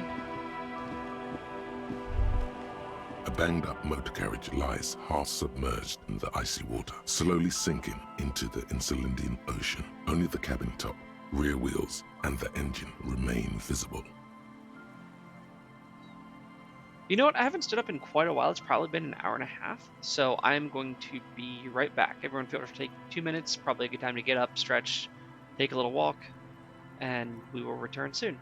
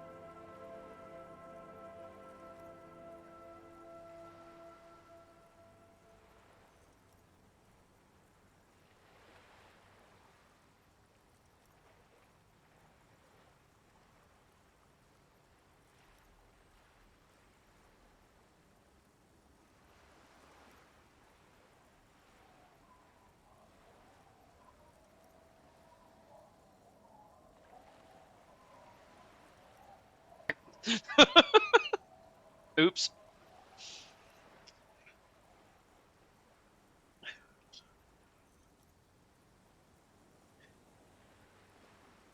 Yeah, that's a tough one, right? Because like people can refuse to answer for any given reason. Yet on some level it looks suspicious, even though you can't use it that way. And we ended up getting the information we needed using like more sound thought paths, so it worked out. But you were definitely right that we cannot do that.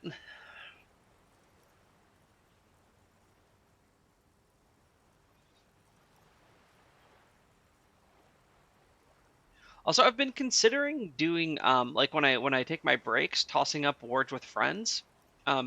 Would anyone have an interest in that? Or sorry, words on stream, I mean. Remember the tire tracks in Martinez? This is where they were leading.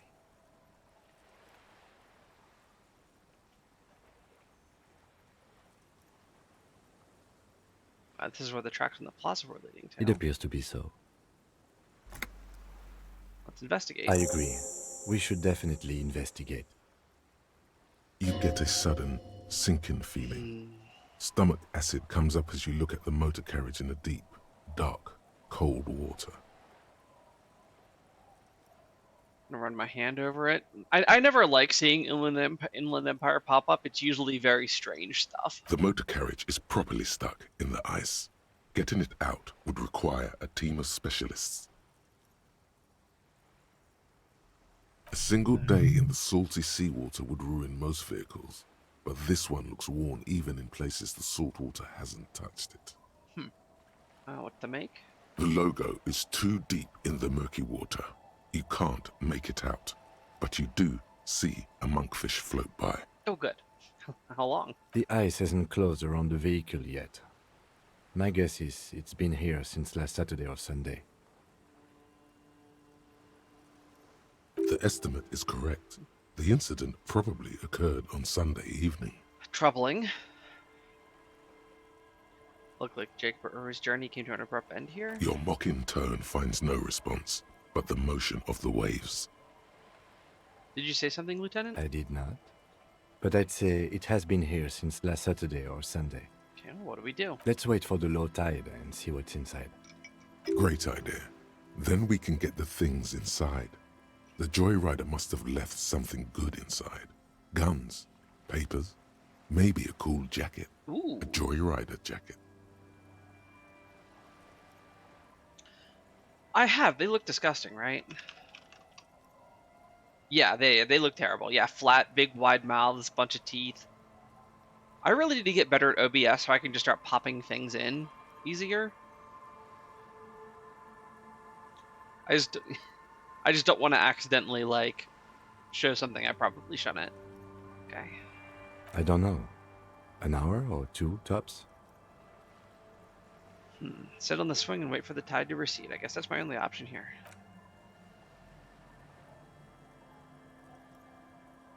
As you sit down in the old, rusty playground, the world around you becomes very silent.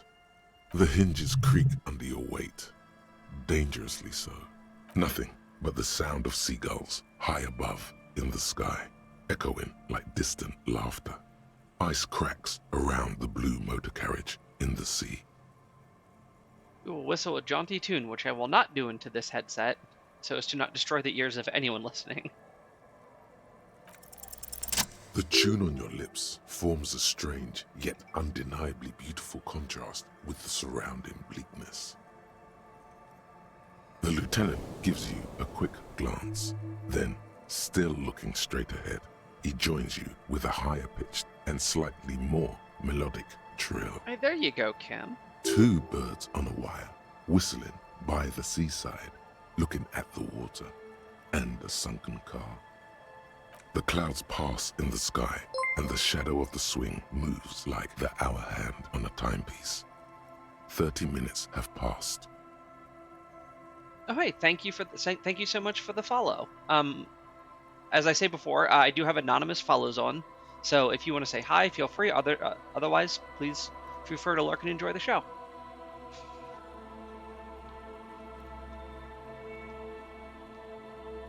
Okay, sunken motor carriage. The clouds pass in the sky, and the shadow of the swing moves like the hour hand on a timepiece. 30 minutes have passed. You can see here, adjacent to the poor streamer who had a Lexus smart home, someone asked, "What's the name of the sense patch who used to navigate in the dark?" They responded, "Oh, I know this echolocation." And their Lexus responded, "You are located at..." Oh no!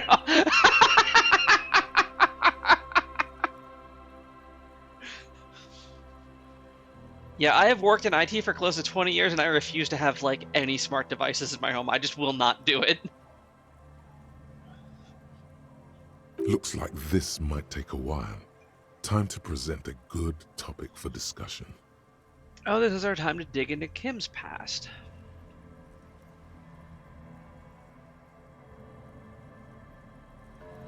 So do you want to pester Kim about his past, or do we give him hypotheticals about terrible activities? I think we're going to talk about his past. So, was your dad also, you know... I'm pretty sure I told you already, didn't I? My dad and mom are both half Seolite. Nebby, precisely. Half Seolite. I don't know who my mom or dad were. Clouds on the horizon grow darker, and the shadow of the swing set keeps climbing. You hear the distant rumble of the city. 30 minutes pass. If you have to side with either the strikers or the shipping company, who would you choose? Yeah. Luckily, I am already a member of an independent organization, and therefore do not have to choose between a rock and a hard place. But if someone put a gun to your head? Your voice echoes on the water, strange and out of place in the environment. 30 more minutes pass. Can you make out the marquee now? Detective, I've been able to make out the mark ever since we arrived. I find it odd that you haven't. It's a Coupris, Model 40. Well, you see, all the terrible things I've done to my body have given me onset diabetes, and so the small capillaries in my eye are breaking, and I actually can't see as well as you. Also, you have glasses, which are cheating. Yes. Why haven't you? It is a simple and rugged machine, favored by working men, government offices, firefighters, animal control people, you know, those kinds of people.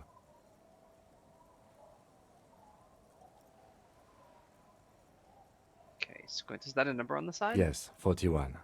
What do you think it stands for? Yeah. For what Viprin is talking about, I had worn glasses since the 4th grade, and I got PRK, which is kind of like LASIK, about 4 years ago. If anyone's considering doing the same thing, you can feel free to ask me about it. But like, I got my eyeballs lasered because it is the future. It's as if he knows what it stands for, but wants you to say it. It's pedagogical. Does he know something about the driver of this vehicle?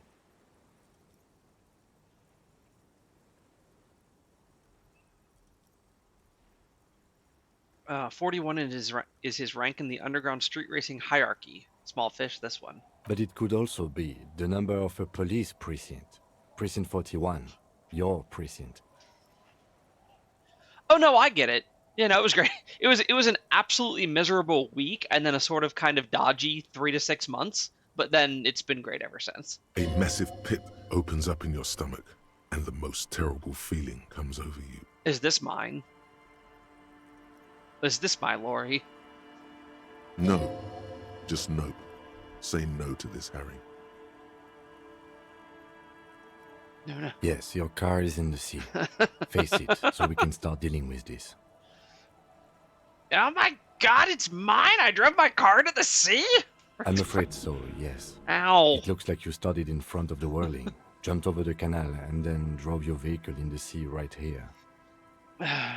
Was I in pursuit? Maybe in my drunken stupor I saw something and was in pursuit. Of whom? I don't think so. If anything, you were probably drunk. Right, but being drunk doesn't preclude me from being in pursuit of someone. Probably. Try definitely. Yeah.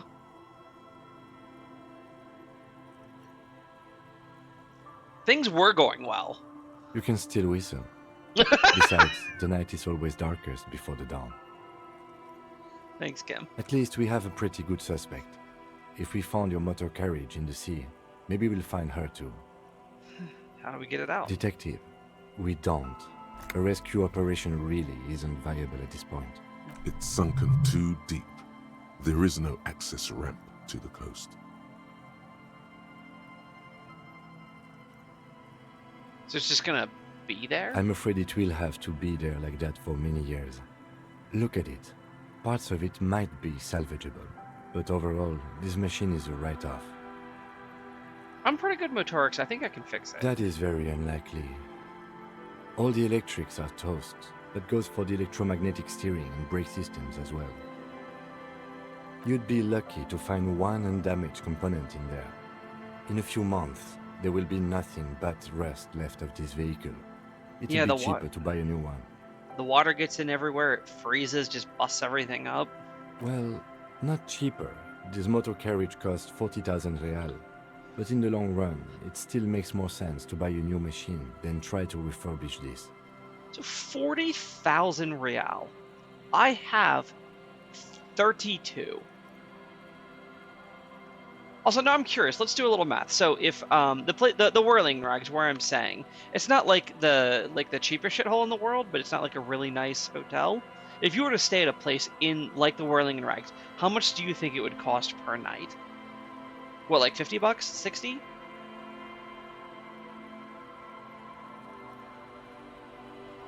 Let's say 60.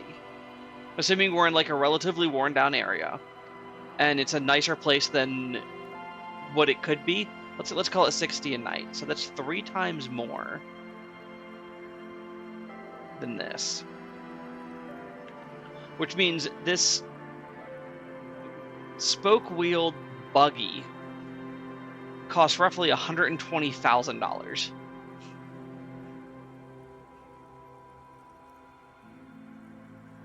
So technology in this world is still a bit behind. Yeah, I can't even pay a hostel bill. Let's face it, this is a substantial loss to your district's budget. I mean, my station only has 4 other vehicles in addition to my kinema. That is an extremely good data point. Also, anytime anyone mentions Gary, I just want to play Vampire again. It's This was 20% of the station's vehicular budget. Okay, we're gonna still be a little hysterical. The badge, the gun, now this? The lieutenant adjusts his glasses and doesn't say anything. They're not gonna take me back, are they? People are more valuable than machines. Training a police officer is even more costly. Yeah, right, like haul it out, at least break it down.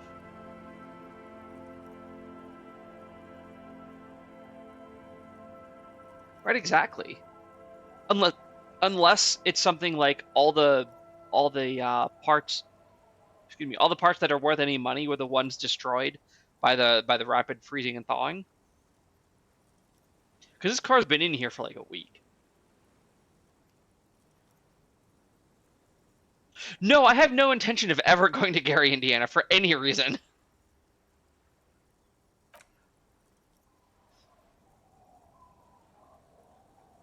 Yes, let's go take a look.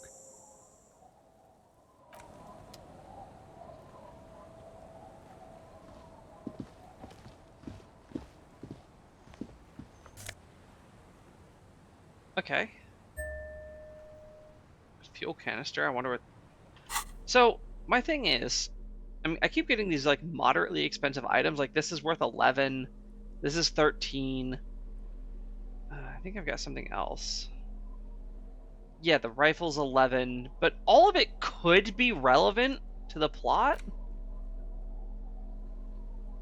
And I don't really want to sell any of it in case it comes up or it's, like, worth a point on a die roll later. So as long as I can afford to sleep, I'm just holding on to everything, like any good RPG.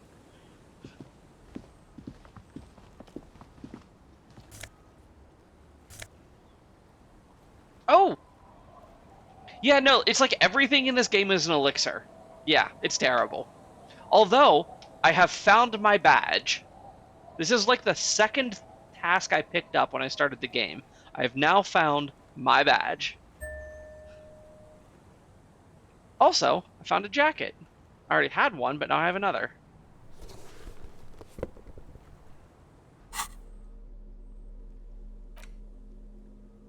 So the jacket is the spirit of core and visual calculus, as opposed to drama and electrochemistry. Well, I like the visual calculus because, as you see, I've done a bunch of those roles recently. But this is +2 to things I like. And this is +1 to things I like. So we're going to stick this over here. And we're going to check out our badge. So the badge itself. Oh yeah, oh, look at us. We look a lot better here. So I know it's a little hard to see. I can't really zoom in. But like our hair is cut. We have a nice little mustache.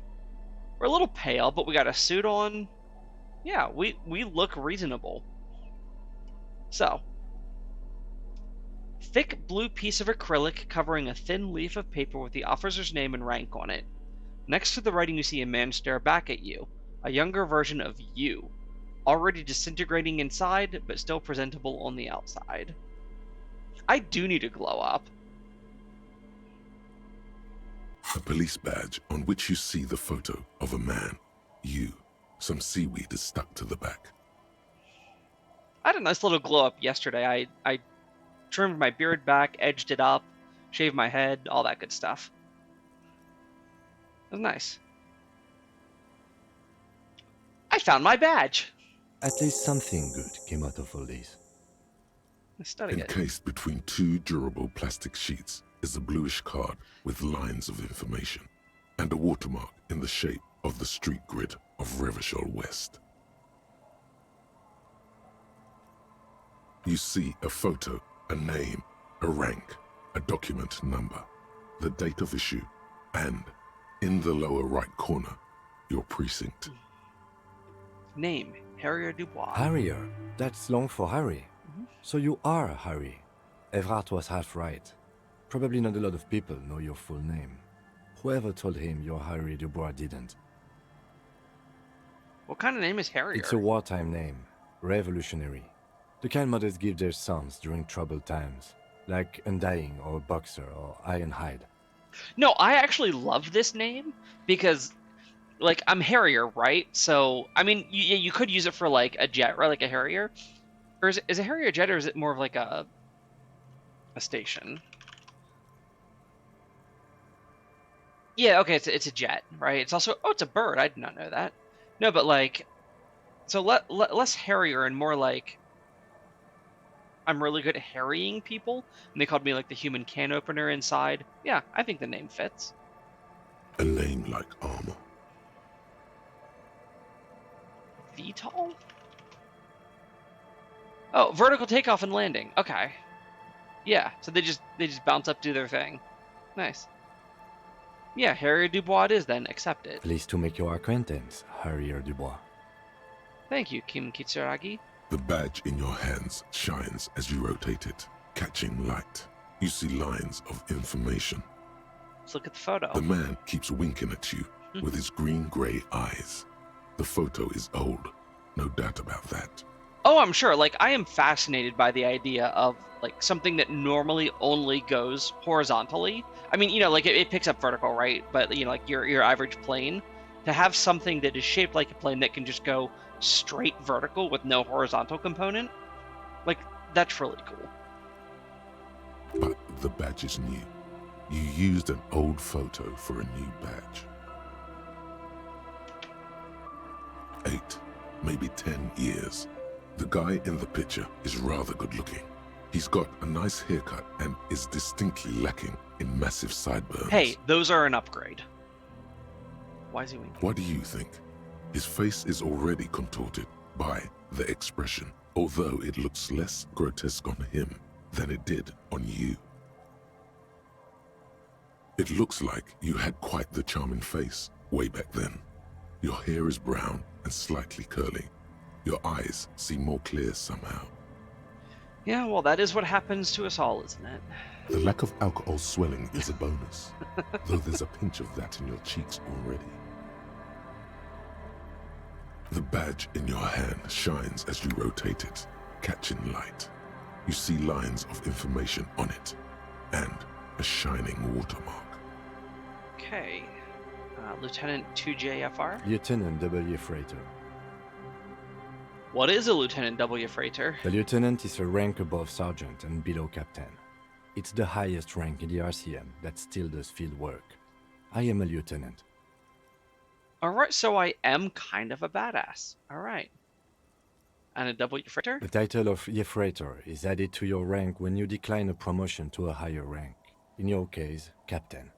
You have declined twice, thus you're W. Freighter. Oh, I like my character even more now. There are many reasons one would do this.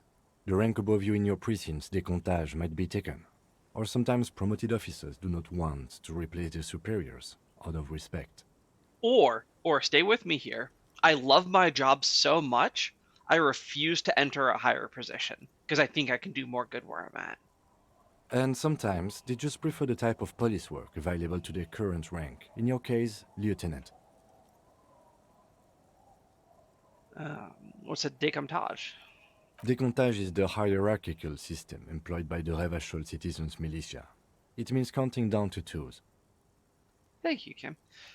Yeah, so sometimes it can be like the... What is that called? The Peter something?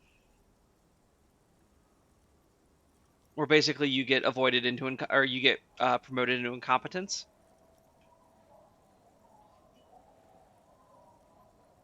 The Peter principle, right. No, yeah, so like that is a thing, but I was thinking more is that I just simply like what I'm doing so much that I don't want to do something that is theoretically higher prestige by the standards of society because I get more value of what I'm doing now.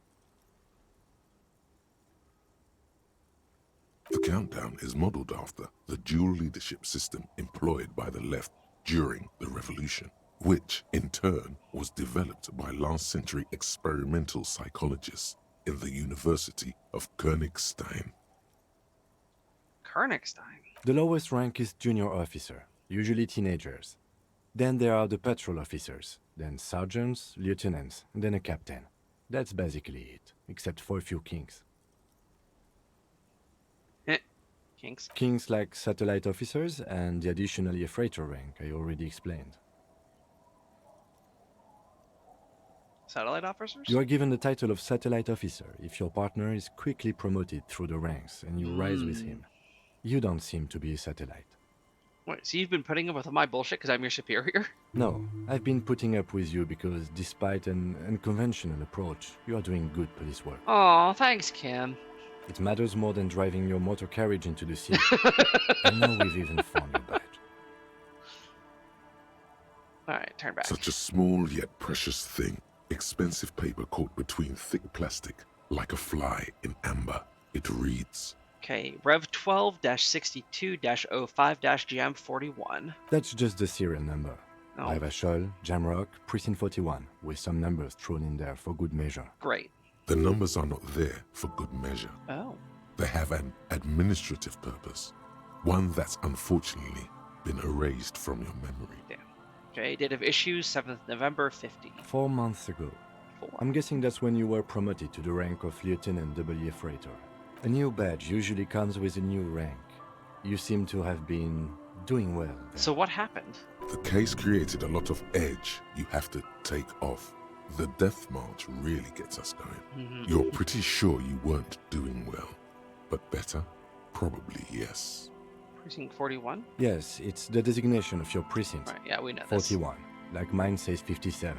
The 57th is mostly industrial harbor. A lot of asphalt. The 41st is... Yeah, no, a W Freighter would be great if, like, your acknowledgement of lack of promotion didn't prevent you from gaining a greater salary. Like, you're like, I'm turning this down for reasons that other people gain from. I should gain something too. I think, yeah, that would be... A W Freighter should give you more money than single year freighter or non-year freighter. It's a tough station to work in. You have all of Jamrock to cover. That district should have 3 precincts, but money is what it is.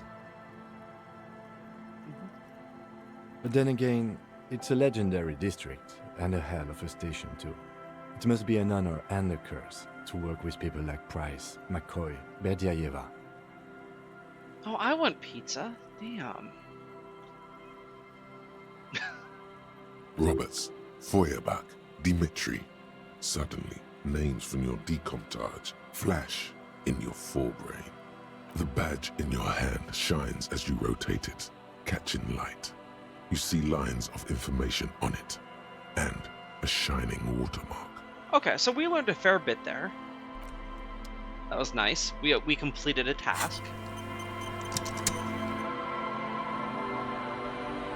Cool.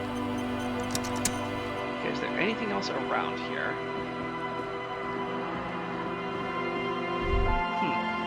Is the music swelling for anyone else? It seems pretty loud for me here.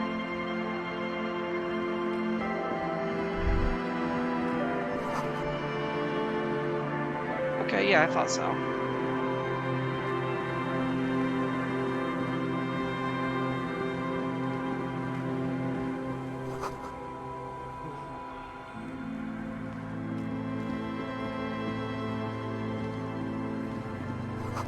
The underside of the boat was recently tarred. Loot. Oh, we have quick travel now? How does that work?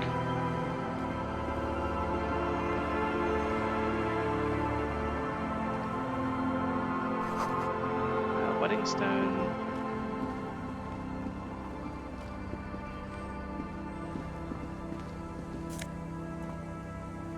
Kingdom of Conscience.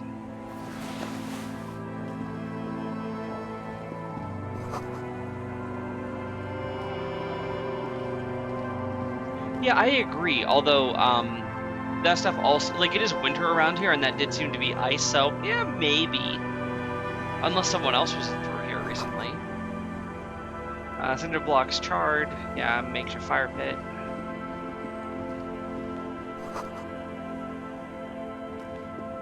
Oh man, this is gonna be like a whole thing, isn't it? There is so much stuff here. Dusty shelves. Sounds of life to the north. Let's just see if there's anything around this way. Okay, we got some more loot.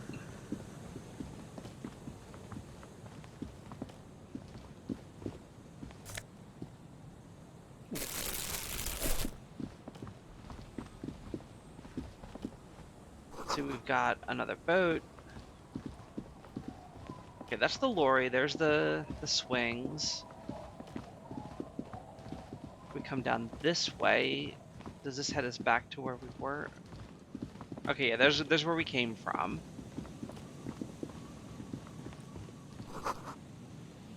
Someone broke the fence and the barbed wire. That's a bit suspicious.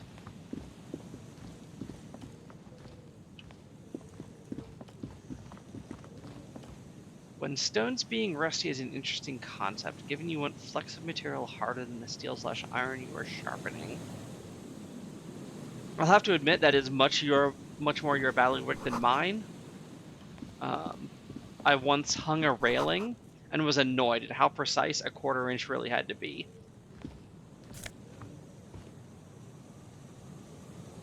Smallest church in St. Saëns.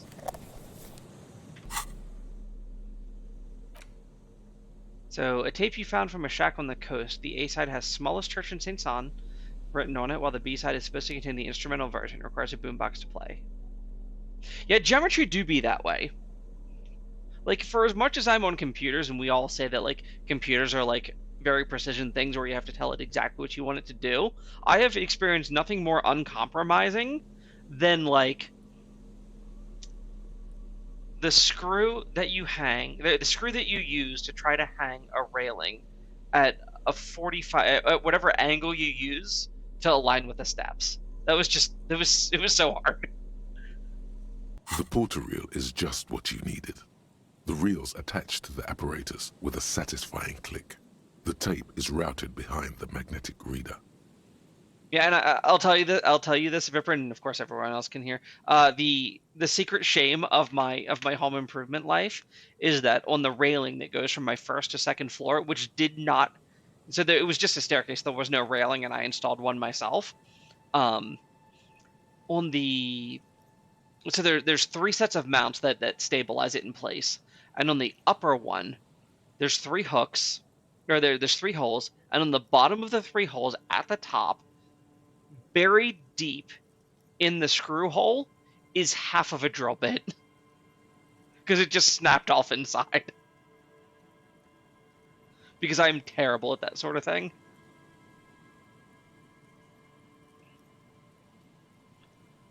All right, let's play this tape. You press the large button marked Commencer, and the tape starts spinning. There's a small delay before the song starts playing. All right, this is going to be a headphone warning for people. I'm going to press my ear against the speaker. I do not know how loud it's going to get. It sounds like someone's moving in the room, getting comfortable. Then the organ starts playing a simple, melancholic tune, echoing in the hallway. A lone singing voice joins in, telling you about the tiniest church in Cessons, surrounded by even tinier yard.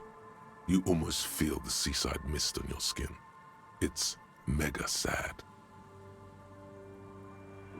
Within seconds you know, this is the one, the real shit you've been looking for. The one you trust your room to that Claudia told you about. Perform it.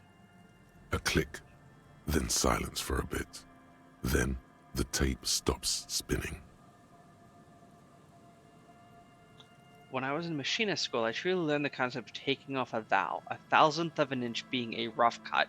Yeah, that is not the life for me.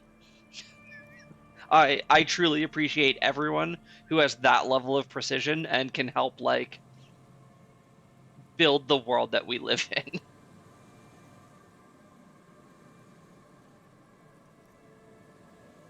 Oh, I accidentally pinned that, but I like it. I'm gonna leave it there.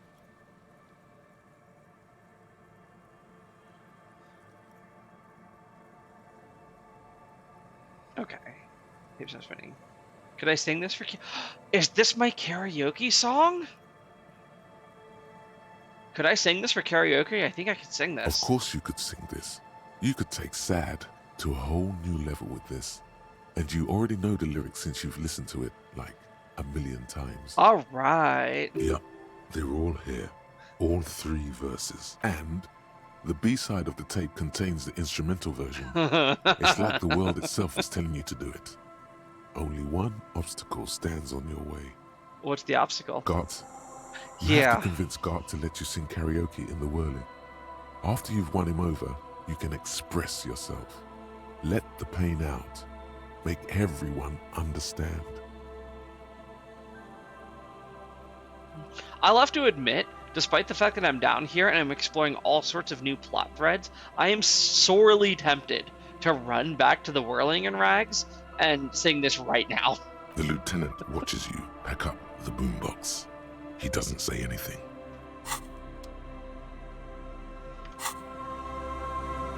But we will keep moving. We will continue to do story things. Okay, so we looped around. We came up this way.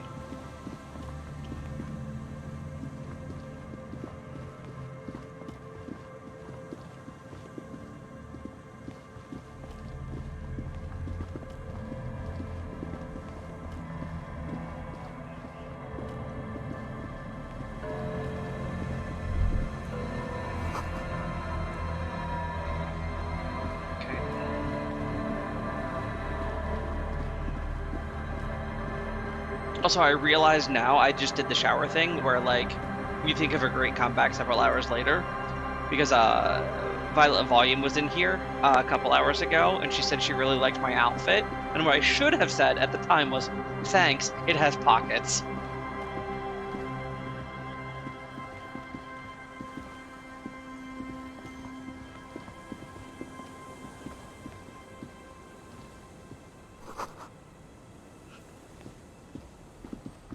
Oh, there's so much to click on here.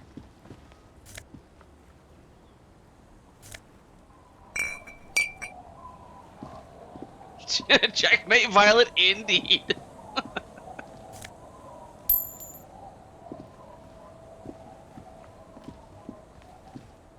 There's a bench. Look at all these green outlines. The There's so worn much and to beaten do. wooden planks of the bench do not look overly comforting. No. We can sit on benches after we've solved the murder. Let's go. Kim, keeping me on track. You can revisit the bench if you ever need to pass the time when Lieutenant Kitsuragi is gone. Okay, I don't understand why I would ever need to do this, so it interests me that it's like if it's telling me about this. Okay.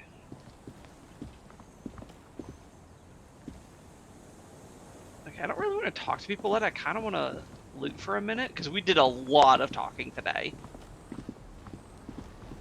So let's see what we can find here. Maybe it's introspection.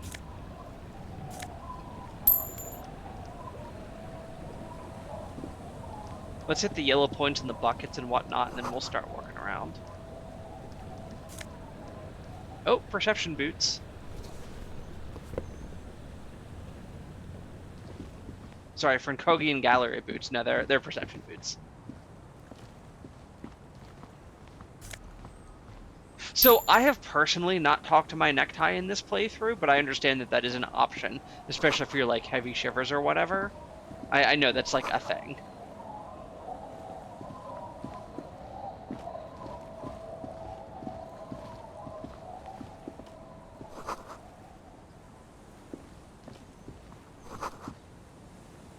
Okay.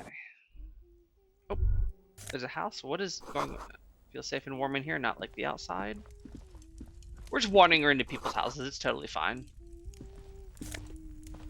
Wait, I can take a ruffed grouse taxidermy? Oh, I am for sure taking that. That'll look amazing either in my room or being sold to the pawn shop. And who knows, it may become relevant for a role at some point.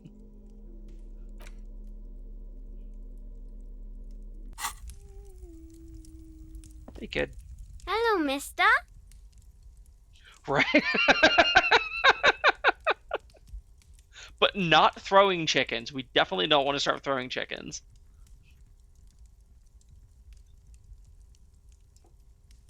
Hi, Lily. She clutches a small stuffed animal. Occasionally, she twirls it around. Oh, yeah, that's right. We're looking for the gloves. I heard there was a girl who has armored gloves. Is that you? Oh, I had gloves. Very big ones. Heavy, too. Did someone take them? Where did you get these gloves? That's a Hylian throwing cuckoo. Found them when Lemmy and I were playing hide and seek. In an empty house. Where no one lives. I think someone hid them there. Someone like Ruby?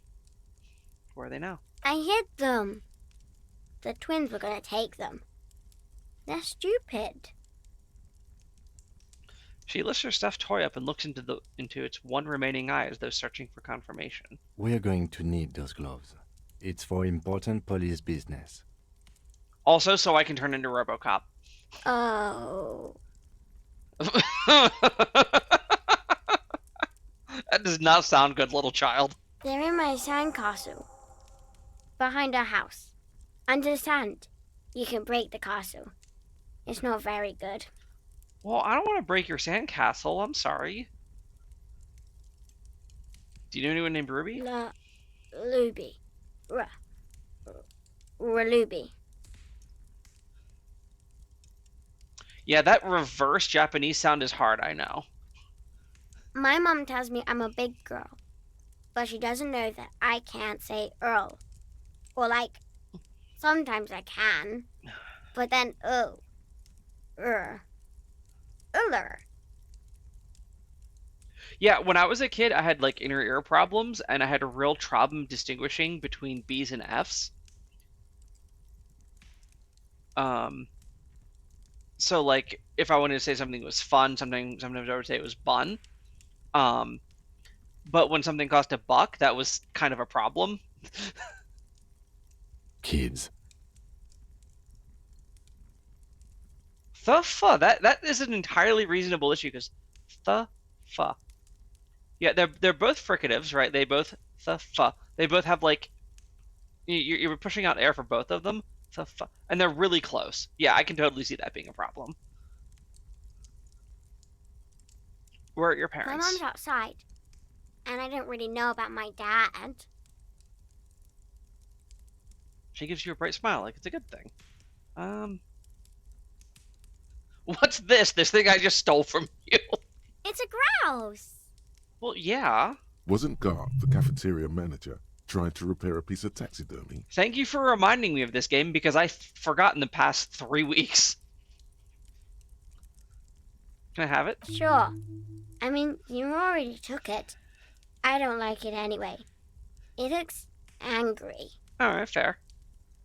What's that thing you're holding? It's Lammy. He's my friend. Sort of. Like... Lambie is a stuffed lamb that, admittedly, has seen better days.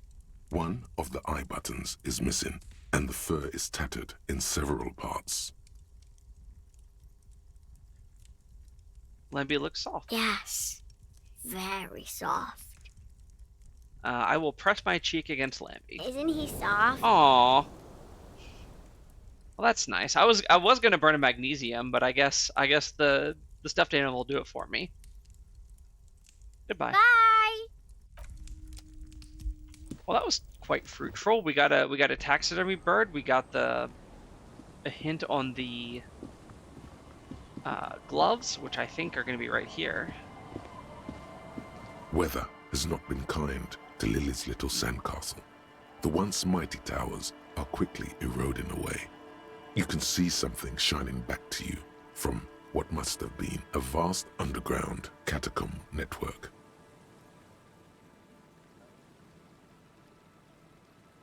We're gonna lament.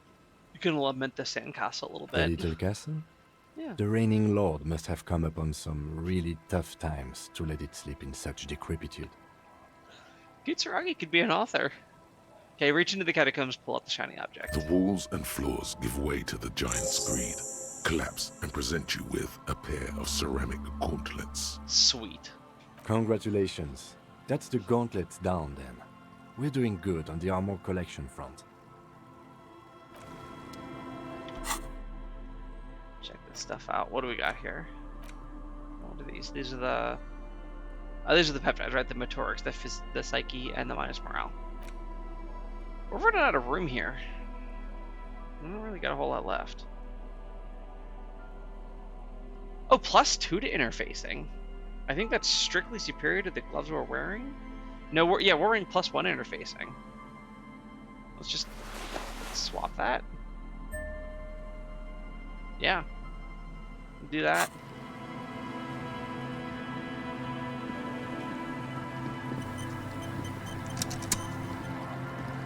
Okay, is there... Okay, so we got the waterfront. We're down here. We're in the shacks. We got 10 minutes left. I'm not quite sure who I want to talk to here. Let's try these kids.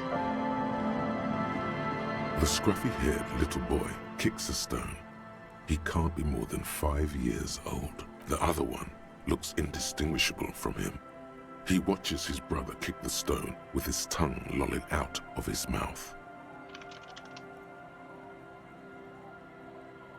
Is little Lily your sister? Yes. Okay. Yes. Have you seen any bad people around? What bad people? I don't think questioning 4-year-olds without their parents present is going to crack the case. Hey, they can have extemporaneous speech. Yeah. Where's your mom? The kids don't reply, absorbed in their little game. You look identical. The stone-kicking one becomes frantic all of a sudden, as if that's something to be scared of. The obvious fact that you just stated. He looks just like me. Yeah, I said that. The boy doesn't answer. His brother throws another rock. Both of their hair is covered in some kind of dirt. The rock kicker was just being shy, but now he's enthusiastic again. You're bad with kids. Well, yes. And what are you, Kid Master General? Maybe I am. Now, how about some actual police work? We are not getting anything here. Alright, fine. Well, that was easy. Okay, the only other interactable in this area is this person, so actually, you know what, there's a... Is this the window? Yeah. No getting in there. Hi.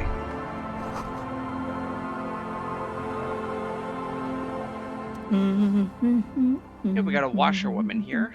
You're not sure about the melody, but it might be South Samaran, possibly Sigayan, also known as the apricot suzerainty. Oh, so the same as that one lorry driver who was selling ore supplies. Welcome to the fishing village. Please lean in closer. I have cataracts. If you can't see, then how'd you know I was here? I still have a golden ear. Come, come. Let's lean forward. Oh, welcome, police officer. We don't cause any trouble around here. And we don't want any trouble either. We are not here to cause any trouble, madame.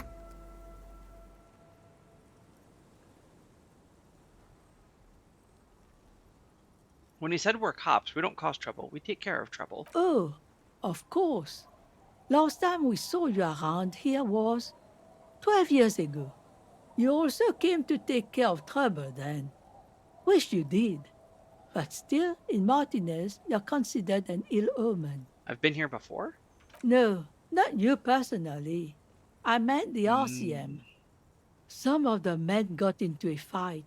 One of them killed another. Locked himself in that woodshed over there. He was brooding, needed some help opening the door. You got it open for him and took him to think about what he'd done in a more secluded place, somewhere more quiet.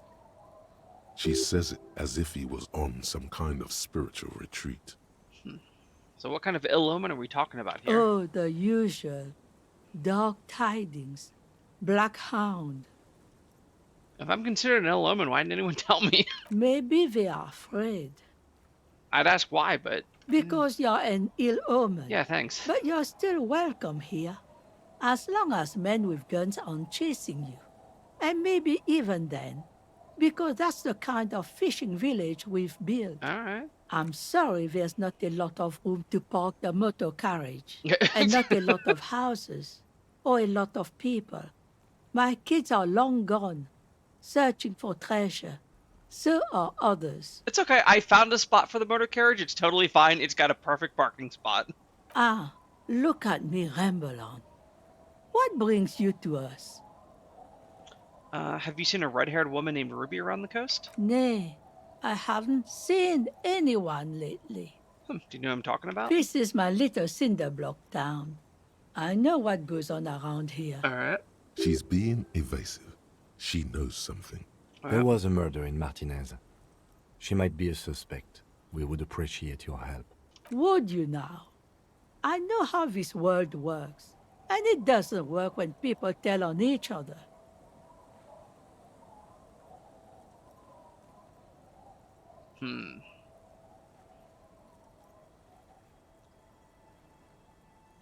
This is like when that man locked himself in the woodshed. We just need to help her come out. No, it's not like that, man.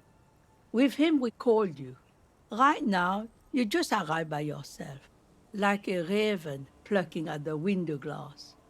Alright, time to pull some of this patented can opener magic. I see you know something, but we decided not to tell us. There's not much to tell. People come and go. Now, was there something else? Yes. I see, ma'am. I hope you don't mind if we look around anyway. Ruby was here. You know it. Yeah, obviously. You need to look into these shacks, especially hers. Where could someone stay around here? Stay? Most people here are trying to leave. Yeah, see, but staying here doesn't cost me 20 real a day, and I'm broke. That said, if lodgings is what you're looking for, I've got a free room in the shack. How much? I won't charge you for it. Take it as a gesture of goodwill from the village to the RCM. There's this guy Cart who makes me give him money every night just so I don't die out in the cold. That's exactly how they get ya. That's why we built our own cinder block houses on the seaside. So we don't have to give money to those crooks. They might not look like much, but they are ours. Isn't anyone using it? My kids grew up and left like they do. That does happen. The house is long empty now. I live in the small side attachment. It's easier and cheaper to keep warm. One more time, I can just have the room? Aye. The room is pretty bare bones, but it's got a bed and roof over it. That's more than some folks have around here. When Varson communist revolutionary Ignas Nielsen was in hiding, he stayed in a hut on the Boreal Plateau for 10 months. Oh, this is like a different... Okay.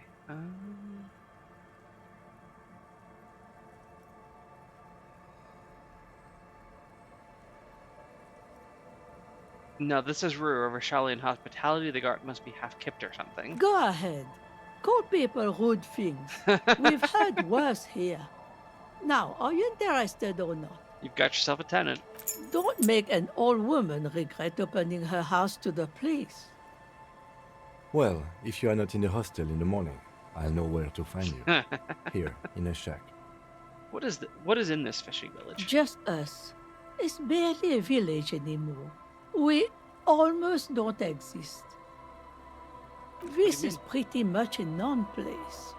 A gap, a blank spot on the map, just a cluster of nameless shacks on a nameless street.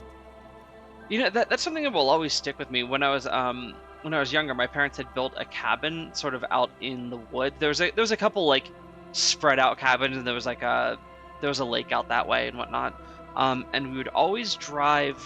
When we drove there, there was always this little row of like 5 houses, and there was literally nothing else. I mean, there was not a post office, there was not a gas station, there was not a convenience store. It was literally just 5-row houses by themselves, and it was the strangest thing, and it's kind of just always stuck with me.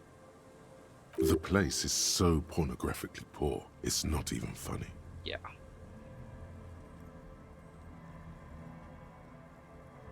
Who else lives here? Well, there's Lillian and her kids. A few new folks live in the house to the east, but they are away right now. And then there's the drunks. Not a pretty sight, but there's little we can do about it. Home is home, even for them. Who? What drunks? Sooner or later, you'll see for yourself. Don't have to look long to find these guys. Perhaps I will join them. Is there any way to make money around here? Here? For you? No, officer. The only money we have here is some coins the drunks tried hiding from their women and then forgot about. Under carts, boats, in little boxes. It's not hard to find. There's got to be something here. Over there, you can find more of the same. Shacks and trees growing wild. That's the pox. Yeah, pornographically poor paints quite a picture. The pox, what's that? An old military hospital and its surroundings. Or it used to be, during the time of the suzerain. After the war, it was turned into a goodwill hospital for shell-shock veterans and folks looking for some quiet in the old sanatorium gardens. Now the area is crisscrossed with nameless streets and makeshift cinder block houses. Shacks as far as the eye can see. What happened to the hospital? The goodwill ran out. The staff left and the place was shut down. It's long gone by now. All right, given this, we're ready to move on. I'm gonna stay and see what she says. This place is pornographically poor. It's just too good of a line to pass up. The lack of wealth is the one thing we've got in abundance. Huh. It's a cold, cynical smile. Riddles. Fits with the general ambiance here. Aye. Sometimes it's as though I'm also gotten lost inside this nameless nothing. I'm lost too. Oh. It seems to be a common theme these days. I think I'm in the process of finding myself again. I like that one. Isn't that what people always think when they are lost? Rude. Something I can do for you to find your way, officer? Another topic. She nods, rinsing another piece of cloth. What's further down the coast? Not much. There's the abandoned church, the DeLorean Church of Humanity. It's been there since before my time, even. Some Why is things it just abandoned? don't fly, officer. Look around. Who'd go to church here? They built it 300 years ago. Must have been nicer then. Yeah, not really a whole lot of humanity around here. So, they don't hold services there anymore? The Ecclesiastes? No, we've tried, but things just keep happening. Crime, accidents, other things. The place never stays open. It's a pity. It used to be such a nice church. What else? Before you get to the church, there's some ruins, an apartment complex, or some kind of electrical plant. Run-down bunch of houses, empty. Which is it then? Apartments or electrical plant? I don't know exactly. A pre-war place. It used to be something. Before the war. I wasn't here then, you know. Was born in Samara. Well, I guess you convert it to one or the other, right? Anything else to note? Of note? The old fish market up on the boardwalk. But it's closed. Who'd want to come to a fish market here? No one. That's why it's closed. Natch? It was once a bustling place, back when I was young, and so was everyone else. Now, what catch we do bring in goes straight into a lorry for the Delta or somewhere else. That's it? There's gotta be more. What? You're one of those real estate people with big plans? No. If you want a development opportunity, you can check out the abandoned building over at Land's End. Used to be a supply depot, we think, sending goods and ammo across the bay. It's jammed shut though. We tried to get in, see if there was anything to sell or scavenge, but it's impossible. Nothing is impossible, surely. Surely not. And now you know everything there is to know about this coast. Huh. That was enlightening and depressing. Who are you? Me? No one. Just an old washerwoman. Mother called me Isabel, if that's what you're asking. And my married name is Sadie. Now it's your turn, Mr. Lieutenant W. Freighter Harry Dubois. Quite a handle you got there. So many titles. One of them double. Yes. W. Freighter. Warden of the Freelands. Bearer of Dragons.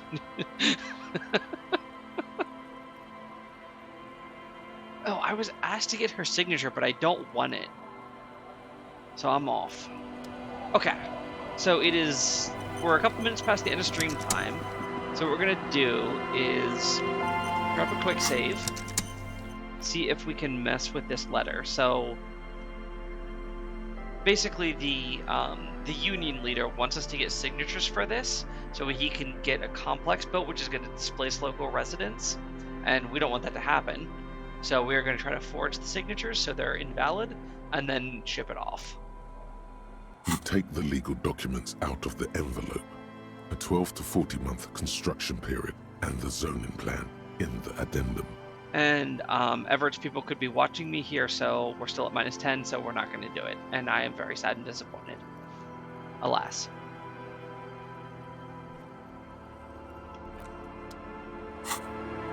Okay. Head inside. Nothing to click on. Oh wait, this is the kid.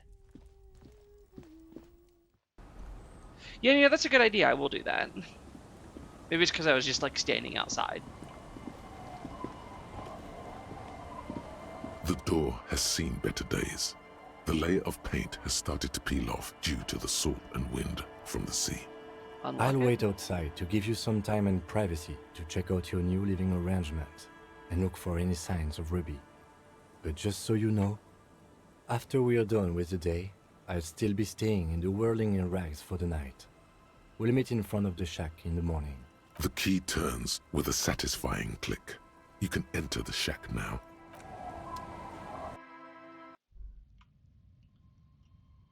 Okay, we will investigate the shack next time, but let's try this real quick.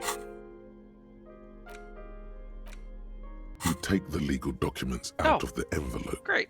A 12 to 40 month construction period and the zoning plan in the addendum. You know what? Walls. Who would have thunk it, right? With a confident flourish, you complete your forgery. What do you see on the signature line? Isabel Sadie and Lillian Carter. Indeed, they look distinctly different and very convincing. These might as well be their actual signatures. But they're not, and the document will be nullified if they dispute it. That means Everard will have to start over. I was at 92%. If I fail that, it's meant to be. All you need to do now is mail the signatures to Everard's accountant in La Delta. Okay, and we know where to do that. It's back across the lock, and there's a mailbox right there. There was a mail delivery box in the plaza. Thank you. Near the corner of the bookstore. Okay. Let me put it back. All right, so we're going to do a hard save here. When we come back, we're going to investigate all these little boxes, windows, and points of interest, and then we will continue to explore the fishing village. That will be next Tuesday, which is May 2nd at 8 a.m. ET. Thank you, everyone who showed up for my birthday stream. If you're here and enjoyed it, please feel free to drop a follow. If not, no problem. And I will see everyone then. Thank you all so much for stopping by. Have a great day.